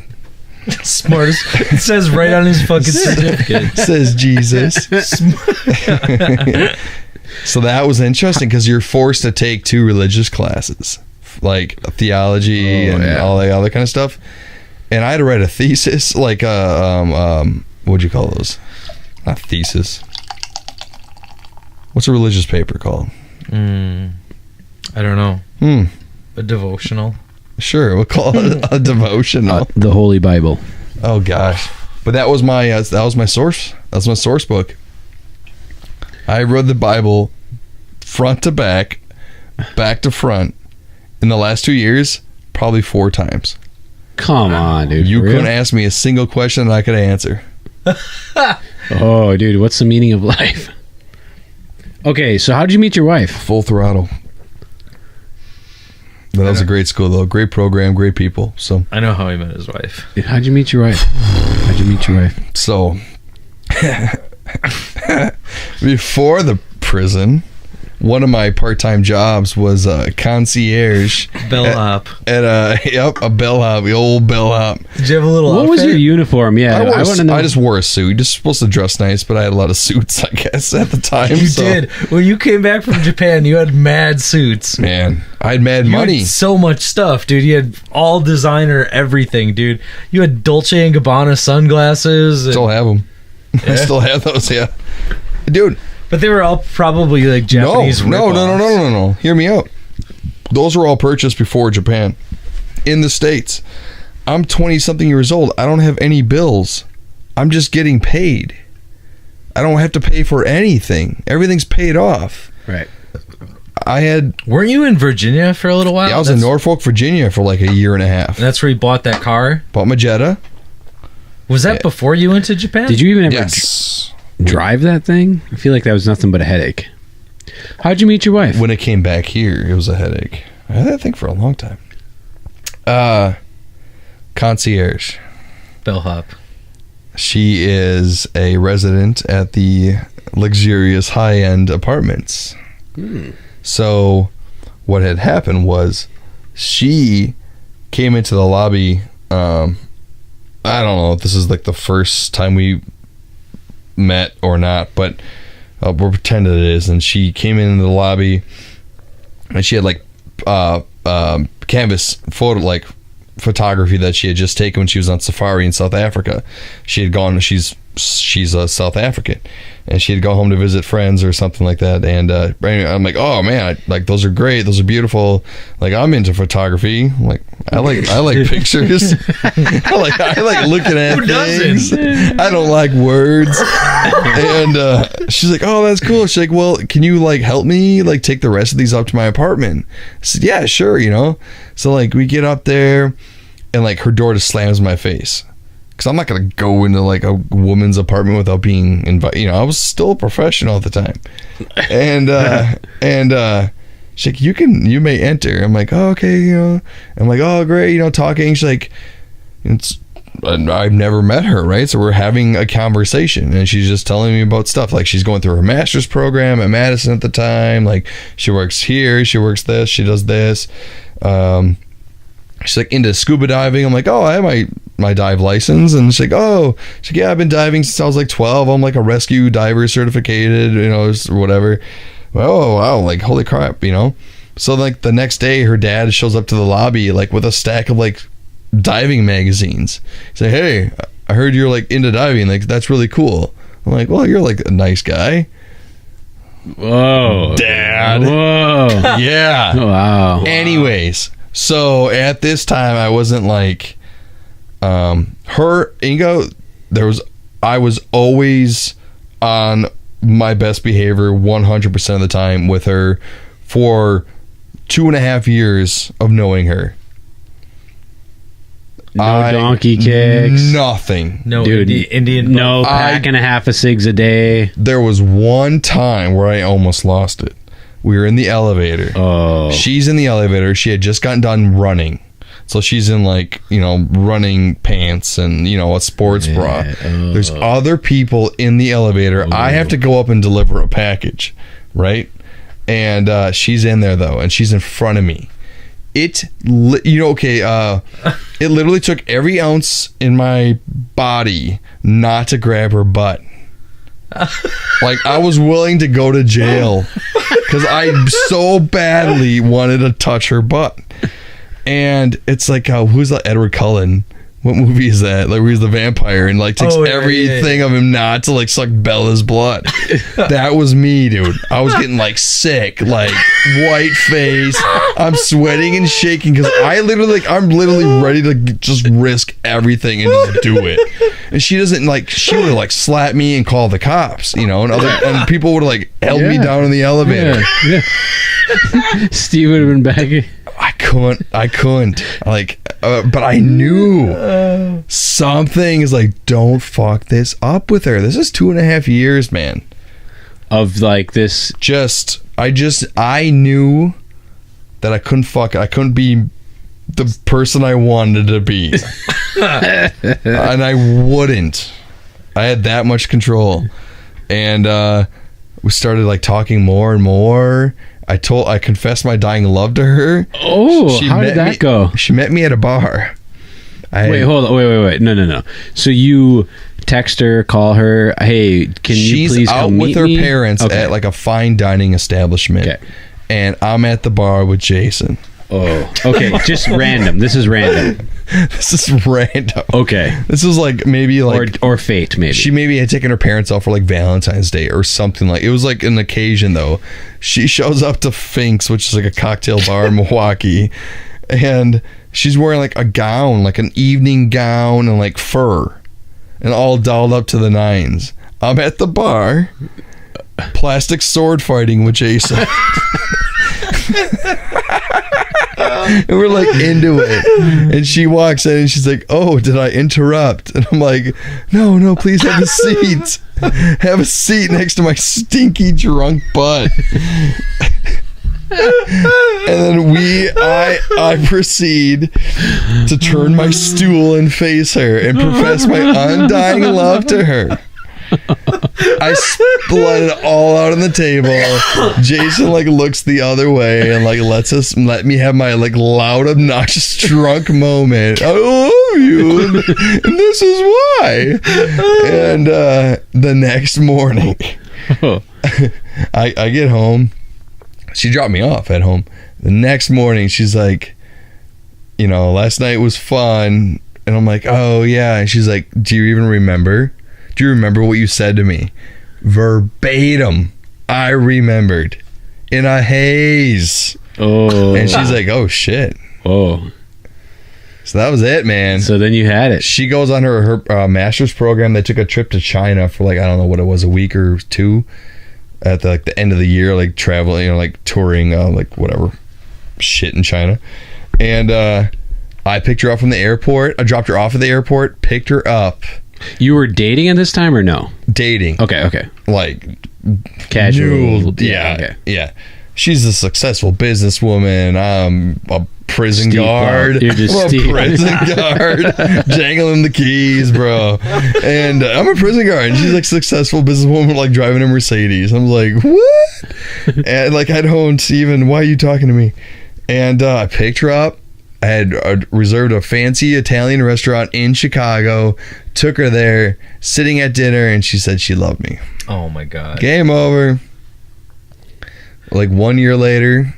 Dude, that is I just thank you for that, because honestly, that is a side, like, I don't think I've ever heard that story. Like, just the way that you fell in love with your wife. Like, man, that's crazy. That's like super eye-opening to me. And I didn't even know that, like, when you got married, you know, like, that's pretty amazing, dude. Oh, thank you. I'm happy for you. I'm happy for both of you guys. I think your wife's a sweetheart. She's been nothing but sweet to me and to my family, and wow, I'm happy for you, man. Oh, thanks, buddy. So that's cool, dude. So okay, so you're married, and you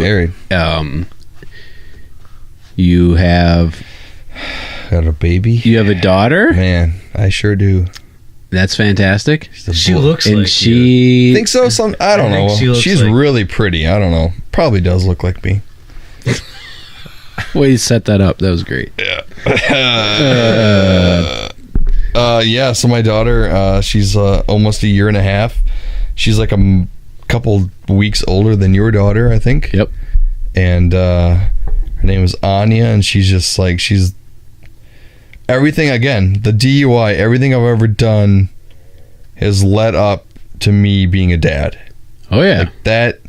There's a lot of things I got bored with really quick, where I think, like, with the authority figures, I can't agree with somebody that, like, I don't agree with. And especially if I know that what they're saying is bull, I can't keep silent. So it's hard for me to, like, you know, I'm sure I could, because I'm a fucking adult and I'd suck it up and do it. But everything that I've done has led up to me being a dad, and that's like, there's no fucking up. You can't afford to get lazy, complacent. Like, you do that, your child will die. Like, there's no more motivation for me to, like, I'm a good dad because I want my kid to be happy and smile and learn. And this is what I do. I'm a dad. Like, that's me. Like, I don't give a fuck anymore. So it phases into stay-at-home dad Steve, or dad dude Steve. The thing that's crazy about that is that's a hard thing. That's a hard thing for a lot of guys to swallow. I would say, like, myself at the top of that list, like, being like, all right, I'm a dad, this is who I am. I'm still like holding on to this dream that maybe I'll be a rock star one day. Sure. Maybe this'll happen. Maybe that'll happen. It doesn't mean I love my kids any less. Oh no. But it definitely Here's what it is, though. You're passionate about that. I can be honest right now and say prior to, like, my wife and daughter, I've never been passionate about anything. Like, when I was drumming, I liked to drum, but did you ever, like, see me, like, I always had a practice, or I always was, like, learning? I wasn't. What I was doing was fun. So I said you nailed the punk beat, and that was it. Well, I had a couple other beats. You had like three. You were actually Yeah, hey, you were actually really talented. Because I got that from PAX 17. Yeah. That's why I was like big in the piccolo snares. Yeah. But anyways, But like, and like whatever, the Navy, like, well, I didn't do it full time. Well, the firefighting, like, I gave up on it. Like, I give up on things. Like, I find one thing, I'm like, fuck it, done. Next. Yeah. Can't do that with a goddamn kid. No. And I love that. No. Like, it keeps me so like focused and strict and like on such a schedule. And I love being on a schedule. I need to be on a schedule, and she keeps me on a schedule because she needs to be here. She needs to eat her food and then take a nap. Like, so I better fucking do that, and you better not fuck it up. And I love it. I fucking love it. She's a bully though. She's a bully. She's sassy. She tells daddy no. Ooh. She just wants to watch dance videos. So we watched Sierra level up. And she knows. Sierra was that CD you had in your car. Remember that? The chick with the big tits. Isn't this full circle? Yeah. Diamond Princess. I had that pink CD. And we used to rock out. So now we watch Sierra level up. And my daughter, first thing in the morning, goes, blah, blah, blah, blah, blah, blah. Like, oh, Elmo, blah, blah, blah, blah, blah, blah. And I put it on YouTube on the TV, and she'll point at like the little like pre-picture. That's what she wants. How old is your daughter now? Almost a year and a half. Oh my God, that's pretty awesome. Wait, she wants the Elmo or she wants the Sierra? She wants to level up, but we don't watch the music video with Sierra. We watch the dance videos that dance troops put on. Right. And they're very risque, but they dance all the Drake songs and all that kind of crap, and they post it on YouTube. So that's what this one is. It's like a dance off. Oh, okay. And the first three dancers for the first performance are these three fun guys. One of them has blue and black dreads, wearing booty shorts with his butt cheeks hanging out. And the other guy is very sweet. What does that mean? He's very sweet. Oh, okay. And that's the first thing we watch at 6:30 or 7 in the morning. La blah, la blah. And she gets down, puts her hands on the ground, she pops her little baby booty. I have videos of it. Oh my God. Oh, this is all brought on to yourself. Oh, right? Like this, I can't make this up. I have, dude, like, it's just her, karma. She has to watch the dance videos, and I'll change it up. So like I've gotten really big back into Blink-182, and I've become a big Travis Barker fanboy. I read his book recently. Yeah. And like blew my mind, but through reading the book I learned about other things. So I'd stop and I'd like Google like whatever that was, or who was this person, and I'd go off on a tangent. And that's when I got like to the Tom DeLonge, like to the Stars Academy. I have his 2 books, and I'm an email subscriber to the Stars Academy. And I linked in with Tom DeLonge the other day.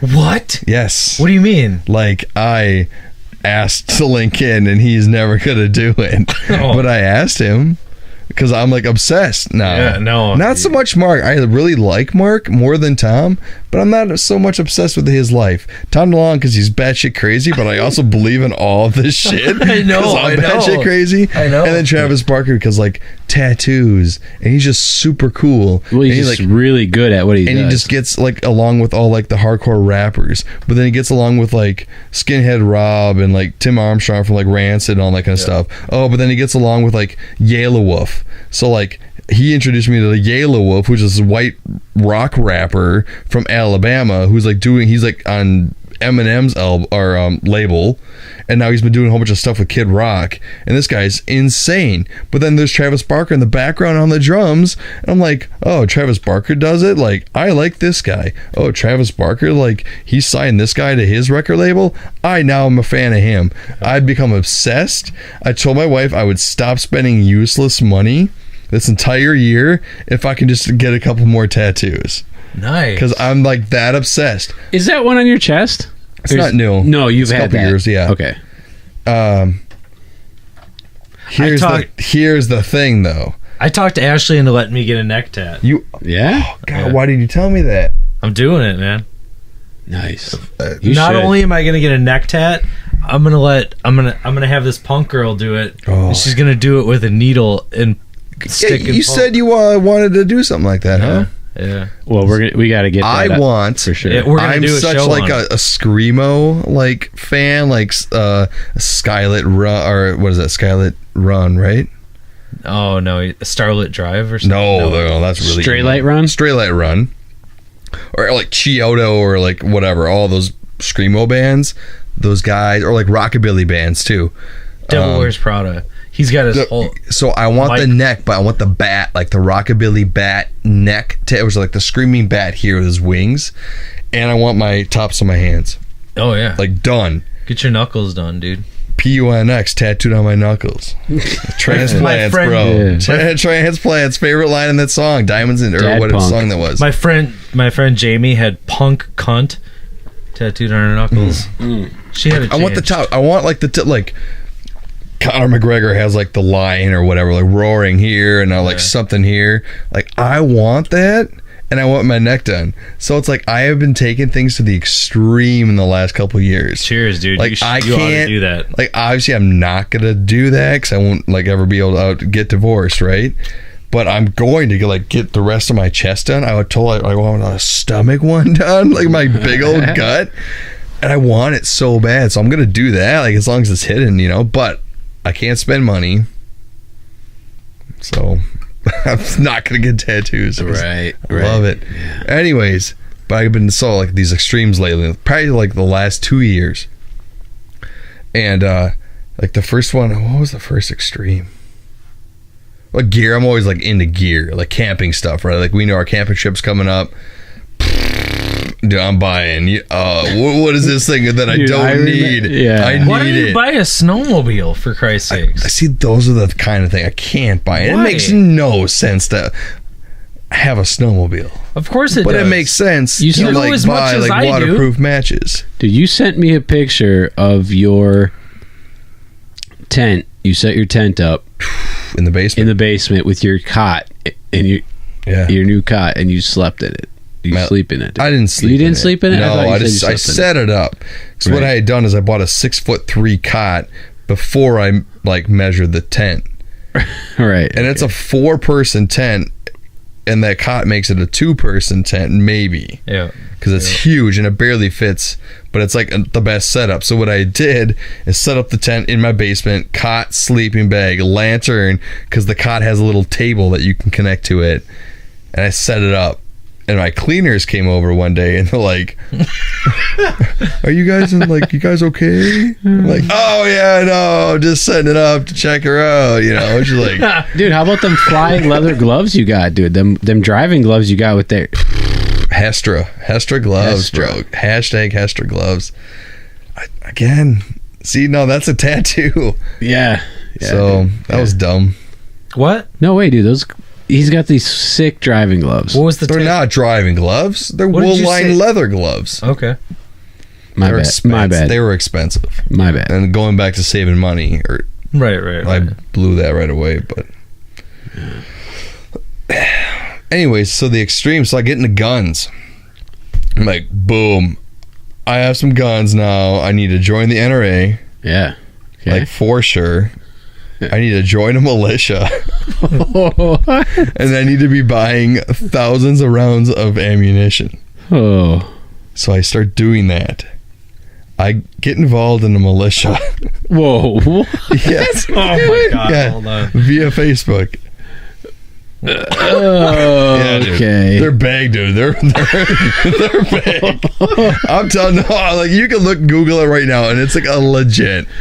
Milwaukee militia, dude. No. What are we talking about? No, here? we're talking. You guys going through the woods, dude? multi-states. I'm not gonna name them, but Wait, are you a member? Did you get sworn in? Jumped in? Like, how does it work? What are you Here's doing? the thing. Dude. I requested to join. Yeah. and they accepted it. But So now you're in the here's- militia. Here's the catch. So like they do like the group messages, and there's leaders in like the zones that you live in. So my like leader is like, all right, we got to meet up here on this day, or we're doing like survival camping for 3 days. And like, is anyone here know medical stuff? I'm like, I do, because I was like I was still so naive. It's like I got guns and munitions, and now I need to join a militia, right? So I'm like I'm like, I'm a medic.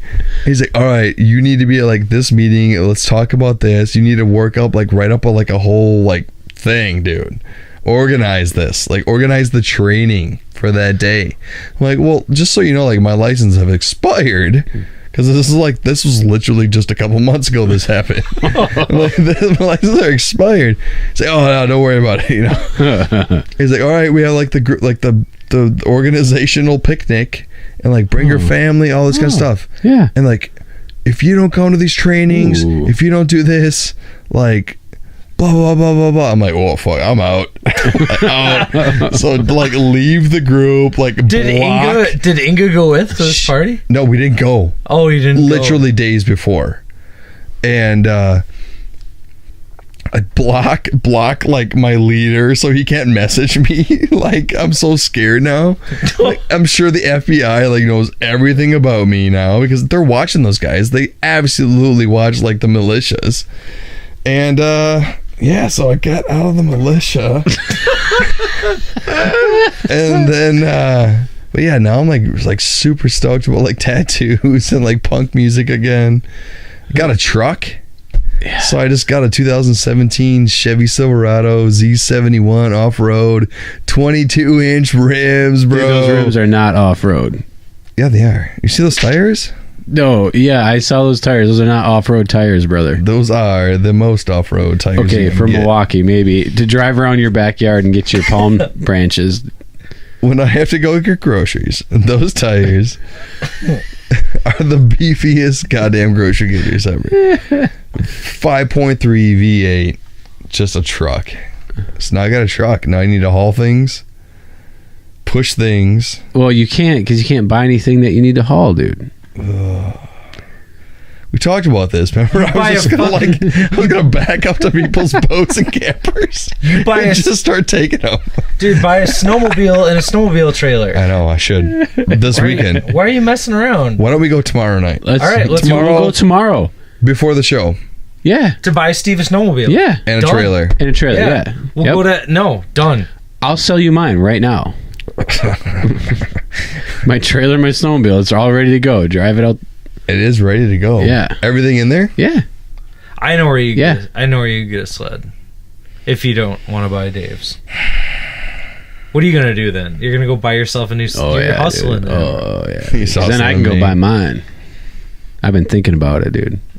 You want to get another one? Dude, I want to get a crossover. It's for trails and work utility. Like John's? No. John's has a low range. This would not. John's can do trail, but it's not great for trail. Okay. The one I want would be great for trail and great for easy pulling. So, all right, dude. You Where are we here? Where are we going here? Okay. Jesus Christ. What are we talking What the fuck just happened? Oh, no. So no, come on. Let's get this going here. So that's Dad Steve. Fuck.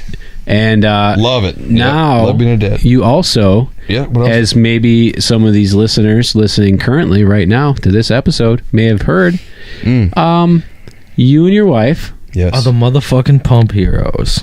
I am actually the OG of Pump Hero. So you are the president, CEO, and chairman of Pump Hero. I'm the president. You're the president. My wife's the CEO. She's a CEO because she's the boss. Right. And your daughter's a boss. So what are you? The surf, dude? I'm the janitor. Surf Steve. I'm the janitor. Steve. You're back in, dude. You're back at the basement, dude, doing organizing the freezers, dude, in your own house. And the dog is my supervisor. Oh man, yeah. So Pump Hero came about when obviously Anya was born. And my wife was breastfeeding, and she's busy. She works in business development. She's not in the office. She can't just pump, and she wanted to breastfeed. She's like, I want to do this. So I want, So she's frustrated, and she has to pump in her car a couple times when she's at meetings. And she comes home. She's like, yeah, it's winter. Like, I have to pump in my car. I'm like, what? Like, pump in your car. It's like 2018. Like, you don't pump in your car. You know how safe that is? Like, it's cold. It's like demoralizing. Like, there's got to be an app for that. And she's like, well, they're not really. And I'm like, I'm going to build one. Fuck it. So a couple months later, it's like the moment Pump Hero came about, and our goal was to like use underutilized spaces. So we got into like co-working spaces in Milwaukee. That's a big thing there, and it's just people rent out space and they have like little offices or whatever. So like there's offices there that are lockable, like the windows tinted, or there's no window on the like an office door, and it's not being utilized. Well, why can't like we have your location on our app, and someone can come in your location if they need to pump if they're in the area? They're like, oh yeah, that kind of makes sense. But the thing with the co-working spaces, they need to make money, and that's how they make their money. And but a lot of them have been really good with like day passes for our users. Right. So then they're on the app. So it's just, again, it's just finding locations for moms that are pumping, that are on the go, they're busy, and they're obviously, they don't want to pump in their car, they don't want to pump in like a dirty bathroom stall. No, because that happens far too often. Yep. And or really what's sad is the moms just decide not to do it anymore. Oh, they totally give up because it's too hard. Yeah. There's just, it's and not, we don't want that. Like, we don't live in a world where it's like breastfeeding is still weird. Like, what the fuck? Yeah, there's a stigma. And with Pump Hero, it's you know, breastfeeding can be something that's beautiful, but it's also, I'm not saying it's easy because I've never done it. I'm not saying that. Right. But you can put a shawl over you or a blanket, right? Yeah. When you're pumping. Oh, no. What are you going to do? You got apparatus. You're being milked like a fucking cow. Right. No. It's loud, and you need an electrical outlet. Yep. You need somewhere to store your milk. So that's what sets us like apart with Pump Hero. It's not strictly, but it's the intention is to find moms who are pumping a safe, secure, clean spot to do that. That's really so between Inga and you guys kind of like, it's just very organically came up with the idea of Pump Hero, right? And out of pure necessity. Yeah, I didn't want my wife pumping in her car. No man should ever want that. No. So Pump Hero is an app, correct, that you download. It's available on Android. Yep, and iTunes, Apple iOS. Connect. Yeah. So anywhere you can download an app, you can find the Pump Hero app. Now, I'm just curious, like, is this more of like an urban environment thing? Like, is it specific to Milwaukee, or are you guys, what kind of level is Pump Hero at currently? It's still minute. It's very small. It's still the two of us. It's a great idea. And predominantly, it's me. Like, again, I'm staying home, and if my daughter is somewhere else on those days, like, I'm working on Pump Hero. I'm trying to find new locations, and with a new business, like, I'm still like 130% behind this company and this idea, because we have our LLC, we have our license, all that kind of stuff. Can I hold on 1 second real quick? Is it up, let's say there's a open workspace or something, right, to that, something like that in Wausau, Wisconsin. Right. Mm-hmm. How would they get involved with like Pump Hero? So what we did on our app is we have an area called Suggest a Pump Site. Okay. Pump sites. So the user of the app can send like the address and a little like write up on like that spot. So it's like, these are the things that we don't know. You don't know what you don't know. So we allowed our users to almost like crowdsource in a way. Oh, that's awesome. Like social media, and like, hey, well, tell us about a place. So we have a children's chiropractic place that just opened up in like Mequon area. That came about because someone told us about that. The Target in Stevens Point, somebody told us about that on the app. So now that's on the app. So what I do is I see that, I call up the store, talk to the manager. It's like, do you have the safe, secure, clean spot? And like, yeah, we sure do. I'm like, how do you know? I'm like, oh, one of your customers told me. And like, and like, can you be on our app? Like, absolutely. You know, that's why we have it. It's for the moms. So then that goes on the app. So that's how we're doing it that way. And Milwaukee started out as our test city. I guess that's what I'm wondering is like, does the business or property owner or whoever is there, are they responsible to maintain this safe space? Are they responsible to set it up? Like, that's not Pump Hero is what is just like, we're the where, the connection, we're the to, where. Okay, gotcha. I need a pump where you're the Pump Hero you're the says network. where. We don't do any of the scheduling, but on the app we'll have like the email address, the phone number, the website to that location. It's up to the mom to determine if it's a comfortable, if safe it fits space. their need. But I would assume, but it's the company. Right. When they show up, they'll be like, "Hi, I'm here to pump, and I use the Pump Hero app." Well, we've obviously spoken to like all those locations, so they expect they're aware of it. that person's coming in, and hopefully that person, called on the way there. Because again, this is like the on-the-go mom, the working mom or whatever, and she's just like, "Oh crap, I forgot to pump. I need a pump before this meeting." Open up the app, boop, you're good. And it could be a Target store or it could be a co-working space. Right. So, right. I think it would be cool to see like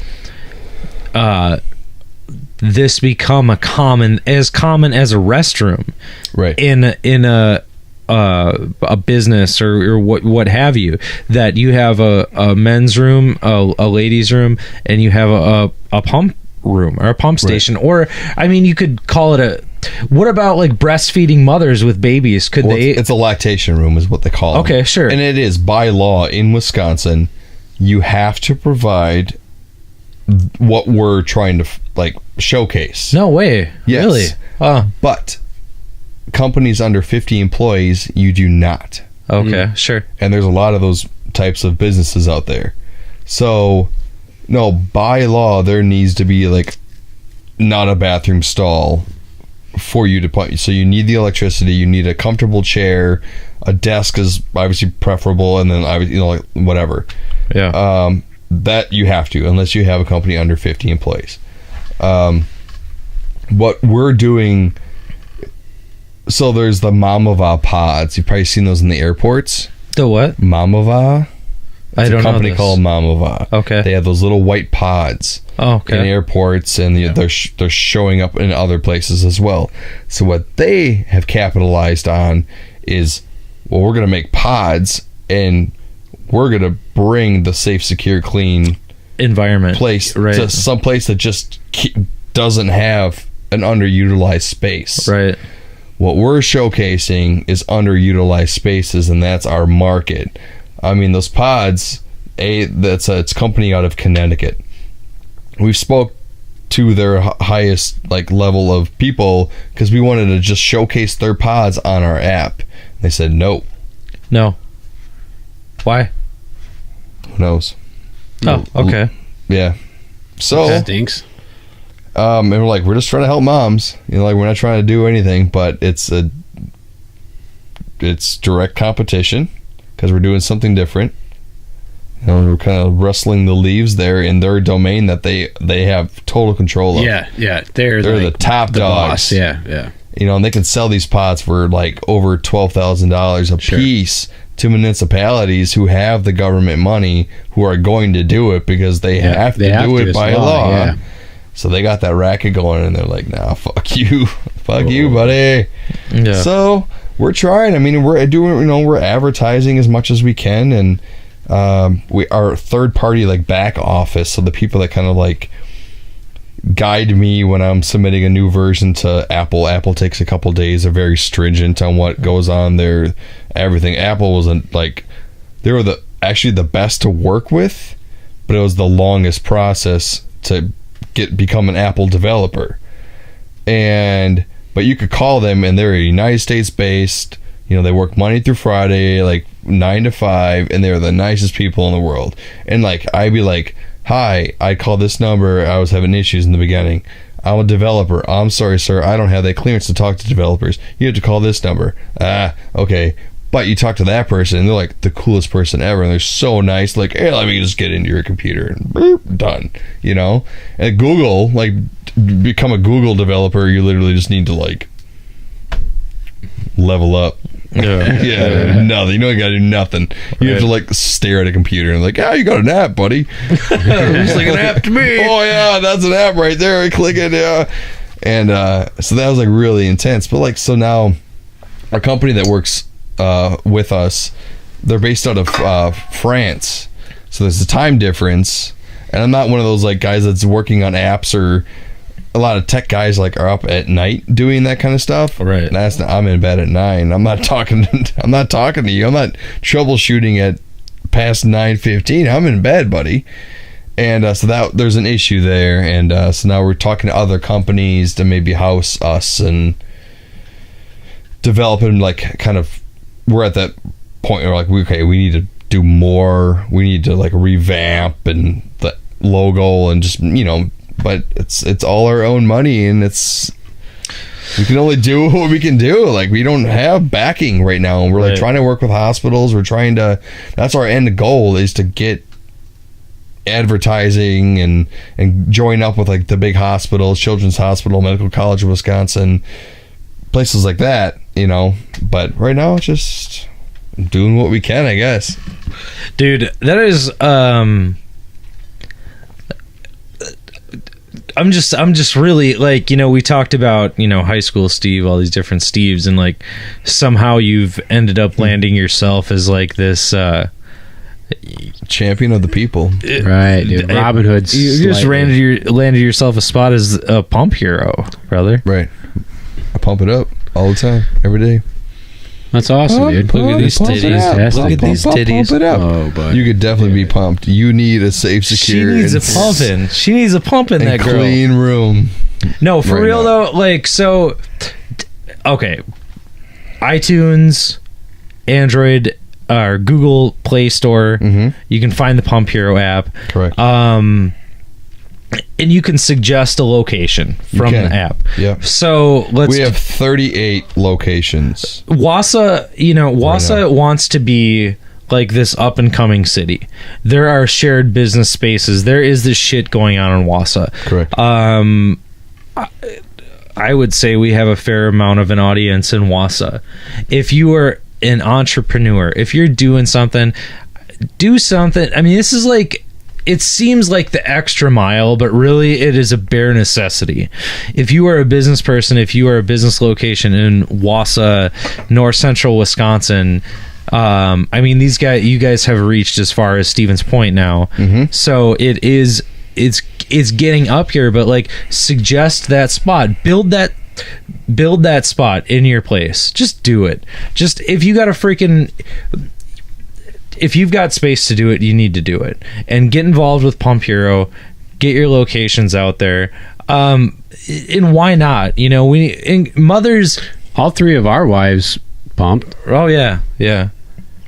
You know? Yeah, right. my wife has pumped and breastfed.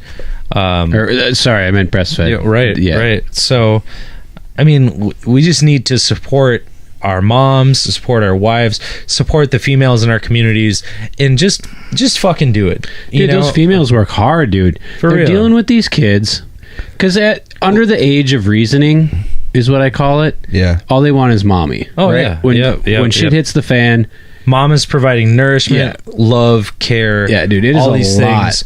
Give this lady a place where she can like respectfully do what she needs to do. And if you have a business, if you have if you have room to host this sort of thing, then please do it. Yeah.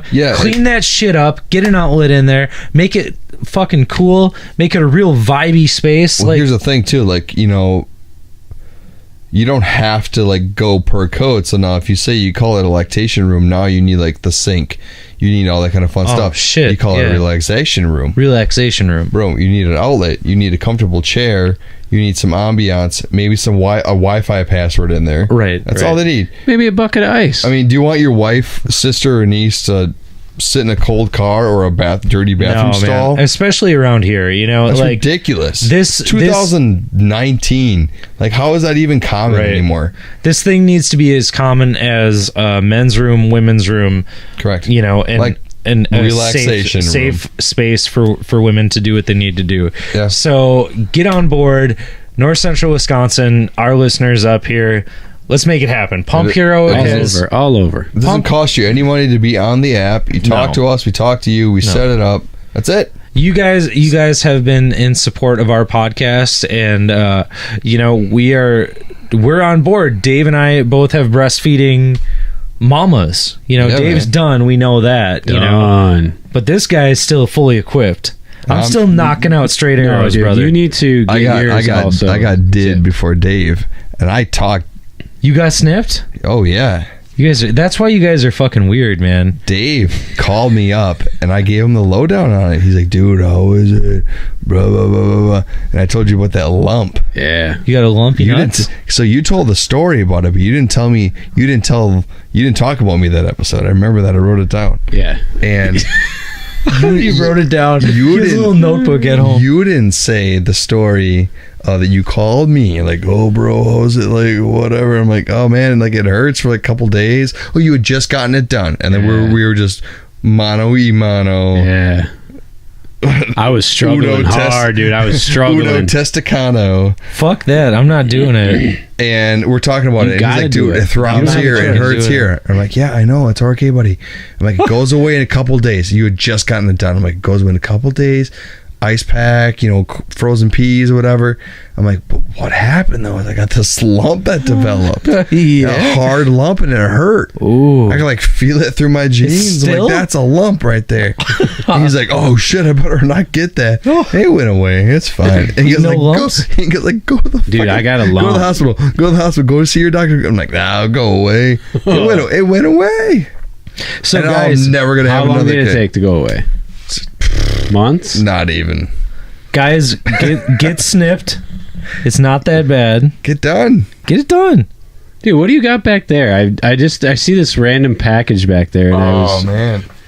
Oh, like, what is that, dude? Shit. I got Christmas presents. Oh, that's like for us or something? Yeah. Are you serious, dude? Well, no, because here we go. I saw it sitting back there, and I'm like, what is this random thing? Like, I didn't even notice. Dude, I put tissue in there and everything. The tissue is what threw me off. I got really big into this. That's cute. Yeah. I got a pack of smokes for Ryan. Oh, god damn it. I hope you did, brother. Wait. What is this? Wait, what? Candles. Dude, he takes his daughter and goes shopping for us. Yeah, I do. But okay. This is Dave's. Oh, okay, it's mine, dude. Yeah, cool. This is obviously yours. They look the same. They're different. They're one. I swear to you, there's a pack of smokes in there. Oh, it's tricky. Wait, what is going on here? All right, we got some Hold on. Pump Hero earbuds. Oh shit, that's a nice little promotional thing. Yeah. That's definitely not your handwriting, by the way. That's me. Is it? Oh yeah, for sure. You have nice handwriting. Thanks, You're sweet. man. Oh, thanks, man. that's kind of cool. Do they have the remote control built in, or is this just No, they're like real. Oh no, they got a Yeah, mic. dude. Yep, Yeah, dude. Yeah, it sounds. I mean, it's not your Bose quality. I but mean, you they're guys pretty probably nice. bought like 1 million of these. Steven, you're gonna make me cry. Oh god damn! Nice, from Stag Barbershop in Milwaukee. Oh, it says my name on it, dude. Look at your mugs. It says my name on the mug, dude. Look at this.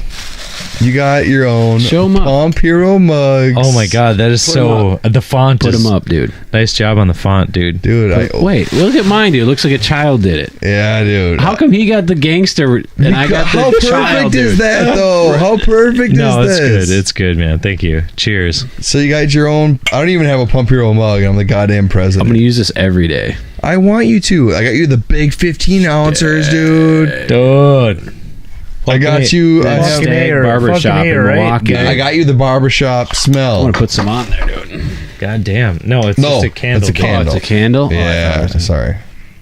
I think this one's been delicious. lit. What's yours look like? No, dude, mine's clean. Somebody clean. already burned this motherfucker. Right. Are you serious? You cheap son of a bitch. Somebody already burned my fucking candle for like an hour. Hear me out. I was only gonna give you one because I wanted that candle, so I burned it for a night to see if I liked it, and I liked And he it. hated it. But I put it So he back. gave it to us. I put it back and I gave it to Ryan. I Thanks, thought dude. you could share the barbershop one because I wanted that one for me. Because I didn't buy one for me because I just went to the barbershop and bought it for you guys because I'm such a nice guy. So. Thanks, dude. That is I very really nice. appreciate that. That I means still a have lot. my beard Vistaprint, oil. I designed this. Oh yeah. Yeah, dude. Yeah. Nice job, dude. Nice. I did it for you guys. You should Thanks, hire a buddy. graphic designer. I love this. I know. Paul Sirianni is fucking dope. Really? He would make some shit for you that would blow your mind. We're more interested in like the marketing aspect right now, but Of the marketing aspect? What do you mean? That is marketing, dude. Graphic design. You really need a better logo. I'm just gonna put it out all there. right. I like it. It's fine, but it's not that great either. No, I Just agree. you're I coming agree. down to him after he brings these treats and presents, got you a dude, and you're just present. telling him how terrible it is. Man. Dude, Hell, anyway. dude, welcome home. Yeah, right? Oh my god. Did you see that? I heard it. Now I gotta fucking try. nailed it. Now I gotta try. You're never gonna There's hit no it. way. There's no way. Never gonna hit it, Dude, son. I might have enough. never gonna I might have enough arch, dude. Let's shut this down, dude. All It's right, like 2 here's a.m. here's the deal. Okay, so support Pump Hero. Just Please. do it. Yeah, just do These it. fucking It's not moms out hard. there, they don't need to be Yeah. freezing their titties off in a car somewhere pumping their breasts. Right. They need a safe, adequate space. Not only adequate, mothers deserve beyond adequate shit. It's got to be fucking classy. Let's not be stupid. Get in there with some tapestries. Get the fucking. You got them things with the fog and the Steam. the fucking essential Yeah, dude. oils. tapestries, and frogs. Don't be dumb. Just- Get oils in there. Essential Get the ones. vibe going on. Right. rainforest Sign music. your shit up with. Rainforest for sure. Sign your shit up with Pump Hero. Don't be stupid. Let's create this network for breastfeeding mothers to just have their titties out there and, in safe spaces. Right. And provide Private for the ones. children. Provide for the children, it's not a titty No. shack. Steve, No. Steve, thank you for being Steve-O's here. titty shack. Thanks, for man. being here. I All right, appreciate man. it. All right. God bless. Thanks for being here. Peace. You're the best. We love you. Gonna break out, gonna shake out. Don't cage me up like an animal.